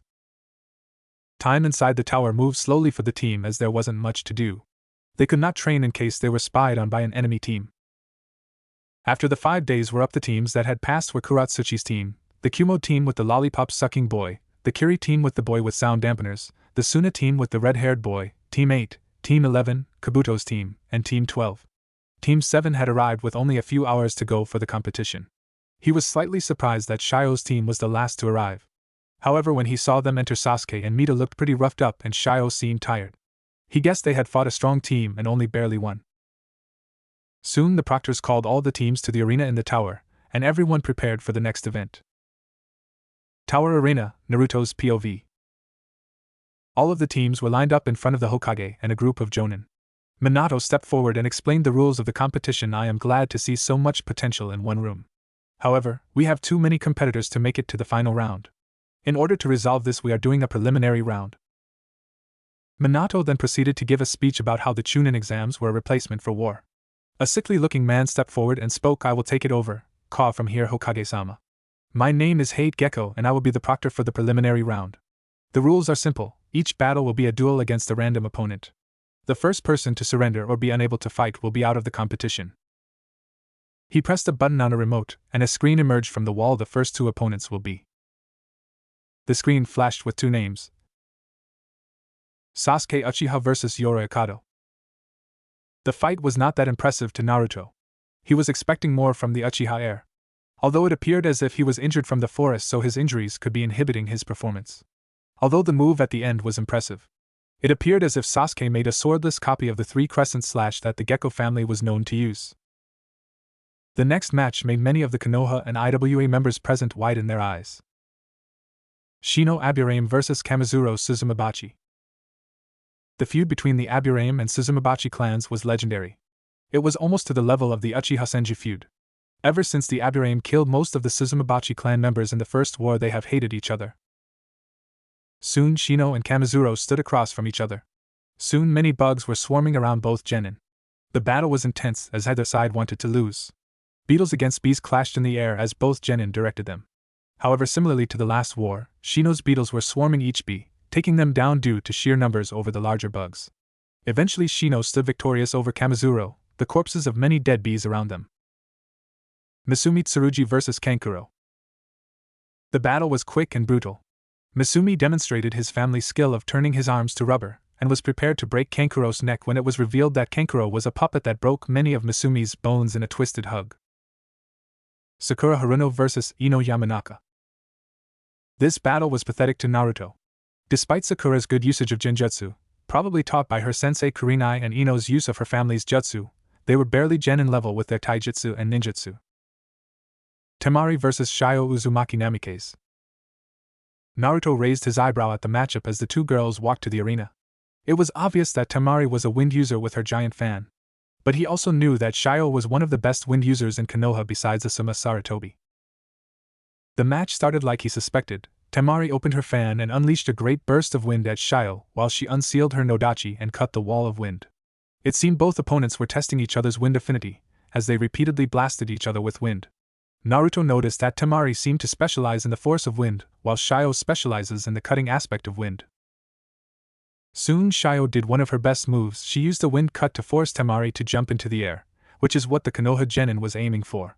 Her sword glows green and she jumped into the air at great speeds and slashed at Temari repeatedly with the back of her sword. Shio landed gracefully, and sheathed her sword while muttering majestic slash of the rising vortex. Temari fell to the ground unconscious with many long bruises all over her body. All of the Konoha genin cheered for their fellow genin and waited for the next match. Shikamaru Nara vs. Kintsuchi. The match was more a battle of brains than brawn as Shikamaru outsmarted the sound genjutsu using genin with his shadow mimic jutsu. Shikamaru proceeded to slam Kin's head against the wall of the arena, knocking her unconscious rather easily. Kiba Inazaka vs. Samui. Naruto wanted to facepalm as the match progressed. Kiba seemed more distracted by Samui's breasts than the actual match. While Samui displayed brilliant sword play, she really did not need it with how Kiba was distracted. Eventually she countered Kiba's Fang over Fang with her storm release. Naruto assumed the storm release is a mix of water and air to create lightning clouds in the arena, which bombarded Kiba after he mistakenly grabbed Samui's chest. Then came the next match. Niji Hyuga vs. Menma. Both genin looked at each other, Niji hatefully and Menma emotionlessly. Niji had hated him ever since he had stolen his spot for Rookie of the Year. Any time they met up, Niji would say he was doomed for failure due to being a clanless orphan. Soon they stood before each other and took their stances. Niji in the gentle fist style and Menma with his chakra scalpels. Once the match started, they both ran at each other with high speeds and began a taijutsu battle. Neither put force behind their strikes and were extremely technical in their strikes. Up in the stands, Sakura, who had recovered from her match with Ino when he turned to his teacher Kakashi-sensei, "Why are they not trying to attack each other forcefully?" Kakashi looked up from his book and spoke. Either of their styles of combat require forceful taijutsu. Niji is using his family's gentle fist style, which focuses on striking the internal organs and tenketsu points of the body by injecting chakra into the opponent's body. On the other hand, Menma is using an uncommon medic fighting style that revolves around the medical ninjutsu chakra scalpels. Menma can use those scalpels to cut open the internal organs of the body with just a light touch. Shio shivered as she remembered two arms out of the lake clutching her ankles. Back in the arena, Niji and Naruto quickly separates. Naruto glances down at his arm and scared when he noticed several finger-sized bruises on his tenketsu spots. Niji is clutching his arm as he had cut the tendons on it. Naruto went through some hand seals before thinking acidic bubbles, breathing out copious amount of bubbles towards Niji. Many people in the audience snickered at the perceived weak attack until one popped near the wall, and the concrete started to dissolve. Soon all of the bubbles began to streak towards Niji. Niji inwardly frowned. I haven't mastered this, but I have no choice. He started spinning until a chakra dome surrounded him, preventing any of the acid bubbles from hitting him. When he stopped spinning, he quickly had to duck as Naruto swung his arm at where his neck would have been moments before and twisted in mid-duck and struck 4 tenketsu points on Naruto's chest. He frowned a bit as the Naruto started to melt in a purple puddle and jumped away as Naruto tried to jab him from behind. Unknown to Niji, however, is that medical chakra was surging into his locked tenketsu on his previously closed-off arm. As Niji charged forward, Naruto quickly dodged the palm thrust and then quickly jabbed with his previously sealed arm, hitting Niji near the lungs with the chakra scalpel. Blood burst from Niji's mouth as he fell backwards. As soon as Menma was declared the winner, he began to heal Niji's wounds. He looked up at the board and saw the next match and worried a bit. Rock Lee vs. Gaara. Naruto ended his healing hands on Niji as doctors came forward to collect him and contemplated the matchup as he walked back to the second floor. From Kabuto's information, Gaara is either incredibly skilled or incredibly lucky to get out of all those missions without a scratch. Naruto knew Lee was good, leagues better than him in taijutsu. But if this guy had a move that could negate Lee's taijutsu, he worried. Lee's POV. Lee stood before the red-haired genin and got into his Goken stance. Yash. Let us have a youthful battle. Some genin looked confused at what Lee was saying while Yakumo sighed. Gaara looked at Lee emotionlessly while the cork on his gourd popped out at great speed at the Konoha genin. Lee caught the cork and smirked a bit. Let's not be so hasty. Hate looked between the two genin before raising his arm. Hajime. In a great burst of speed, Lee disappeared and reappeared behind Gaara with a drop kick. However, before the heel could hit Gaara's head, sand blocked the leg, and Lee had to jump away before the sand swarmed him. In the stands? Sand? Questioned Naruto to himself. The medic wondered if that was a mutation of the Sabaka magnet release. As Naruto watched the battle of Lee constantly using high-speed movement to dodge and try and hit Gaara, he noticed that Gaara made no move himself to control the sand. Is it automatic? Impossible. Even the third Kazekage was known to have to use great chakra control and focus to use his iron sand. He continued to watch curiously as Gaara seemed to do the impossible and control his sand in an automatic defense. Naruto was shook from his contemplations when Anko yelled from beside him, "Oi Gaki! Take them off!" Arena. Lee separated from Gaara and glanced at his sensei. But sensei, you told me not to take them off unless I am fighting an enemy shinobi. Anko looked down at him. What the hell do you think you're doing? Pound his ass, dumbass. Some of the people who were not used to Anko's antics sweat dropped at the language he used. He nodded and quickly jumped to a safe distance away from Gaara and unclipped his leg and arm bracers and held them to both sides, wanting to show off for the judges a bit. Kankuro looked at the leg bracers and commented, what will that do for him if he takes those off? She would have continued, but Lee dropped the weights with an earth-shattering boom and severely dented the floor. Kakashi deadpanned at the scene and looked at Anko in a commiserating way. Was that much weight really needed in his training, Anko? Anko grinned savagely. It was Guy's original idea. I had my other Gaki draw up some chakra weight seals and apply them to his arm and leg bracers. He has been adding weight to them for over a year. Lee grinned menacingly at Gaara, who seemed a bit flummoxed at the weight and disappeared in an instant. The automatic sand shield barely got there in time as Lee's leg hit, breaking through the defense easily and kicked Gaara away. Kankuro looked shocked that someone had actually managed to hit Gaara. Gaara got up shakily as he looked at his cheek, which was heavily cracked and flaking as the sand shield around his body mended. Gaara glanced back up only to see a foot that was too fast to be stopped by his sand and went hurtling backwards again, only to be stopped by the other leg of Lee and sent him straight at the statue at the back of the room. Naruto looked upon the scene with a bit of pride. Guy had originally only wanted Lee to wear leg weights, but Anko insisted that he wear arm weights as well. This allowed Lee to increase his speed to mid-jonin level. Gaara walked out of the dust that had kicked up from the kick and looked heavily cracked. Gaara raised both his arms and sand started to shoot up from the ground and his gourd and rushed at Lee. Lee started to do some serious acrobatics as he frantically dodged the sea of sand rushing at him and kept trying to get to Gaara. Lee took out his nunchucks and used them as a shield and a weapon against the sand as he spun them around to beat the sand away as he charged towards Gaara.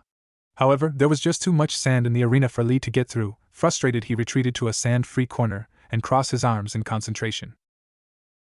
Kakashi widened his eyes at that stance and looked to Anko incredulous as said Jonin smirked widely. Lee uncrossed his arms and power exploded around him. First gate of opening, open. Soon Lee was hurtling towards Gaara and smashing through walls of sand before kicking Gaara in the chin, and jumped up behind Lee and did a spinning flying suplex while shouting primary lotus. When the smoke cleared from the move it showed a broken sand shell which vaguely looked like Gaara. Lee panted a bit from the backlash of using the first gate, but was able to barely dodge a wave of sand that came behind him as Gaara emerged from a pile of sand looking a little haggard. Lee, knowing he had no choice, crossed his arm over his face and concentrated. Kakashi revealed his Sharingan eye, wide-eyed as he viewed Lee. Anko looked at him seriously. Don't even try to judge me, Kakashi. I allowed Guy to teach him the hidden lotus for one reason, that kid can take it. If anyone is worthy to learn that move, it's this kid. Lee uncrossed his arms as even more chakra exploded from him as his skin turned red and his eyes lost their irises. Second gate of healing, open. Third gate of life, open. Fourth gate of pain, open. With those gates open it seemed as if there were multiple Lee kicking and punching Gaara around the arena, battering the Suna Genin. Eventually Gaara crashed into the ground, badly hurt as Lee could barely stand from using that technique. He looked at Gaara and saw him still conscious, lifting his hand to surely crush the weakened Genin.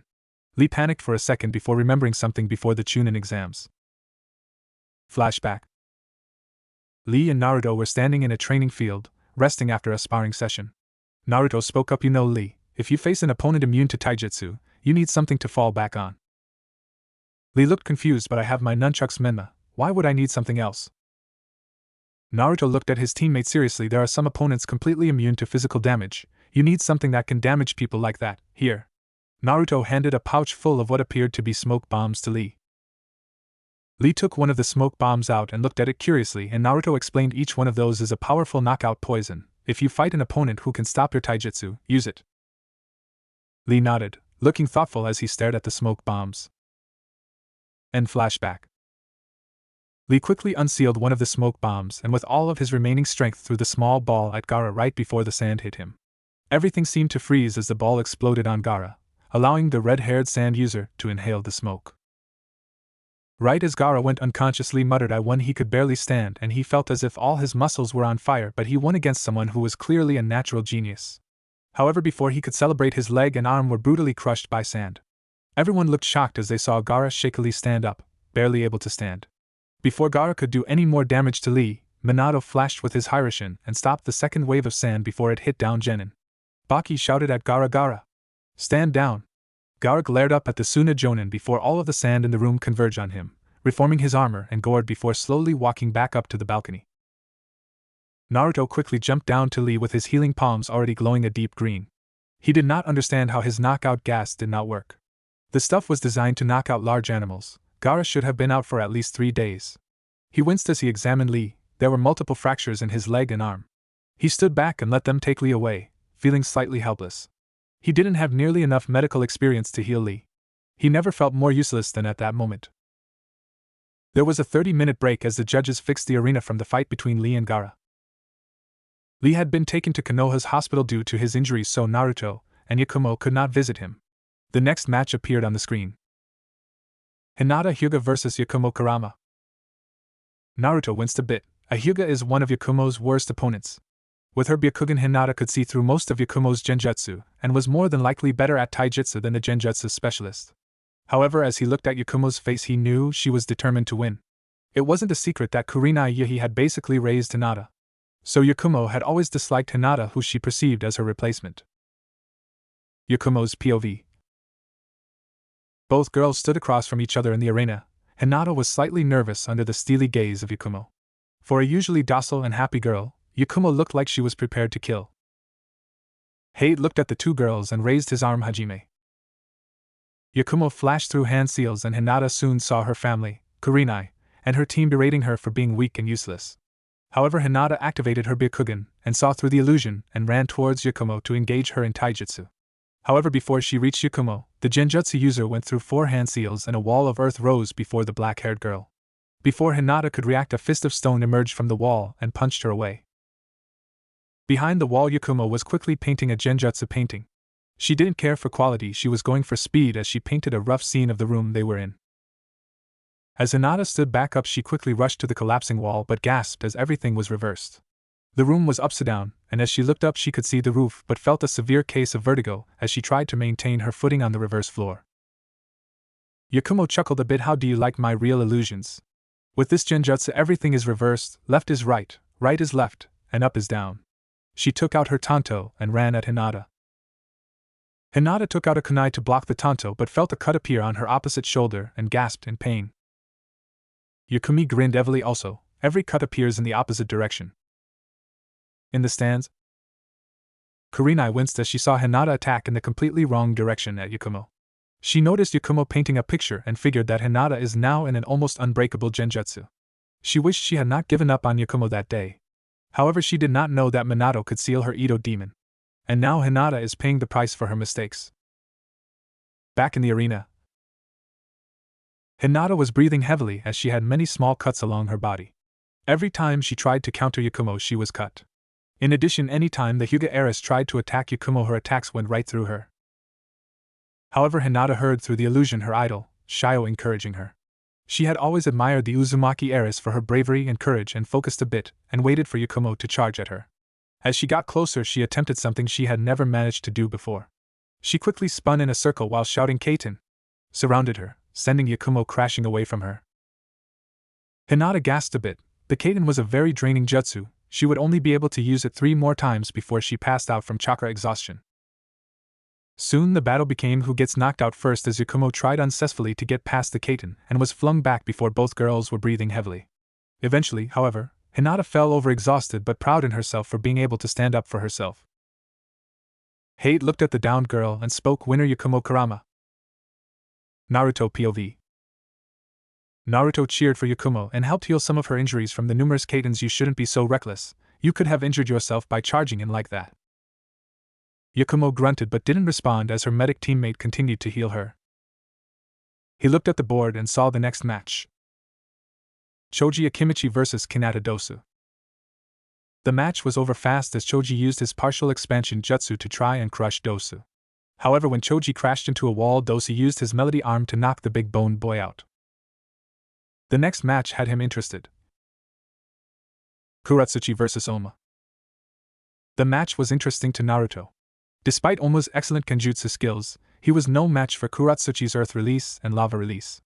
Eventually Omoi surrendered as he was surrounded by puddles of boiling lava. Jengata Hozuki vs Akatsuchi. The battle displayed a wide range of water and earth jutsu. Jengata seemed to constantly use water bullets to pierce the earth constructs that Akatsuchi created.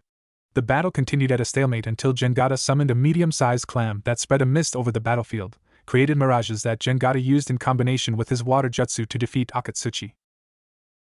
Mito Gecko vs Chojuro. Mito's POV. Chojuro took out his double-handled fish-shaped sword and Mito drew her katana. Hate looked between the two genin before calling out Hajime.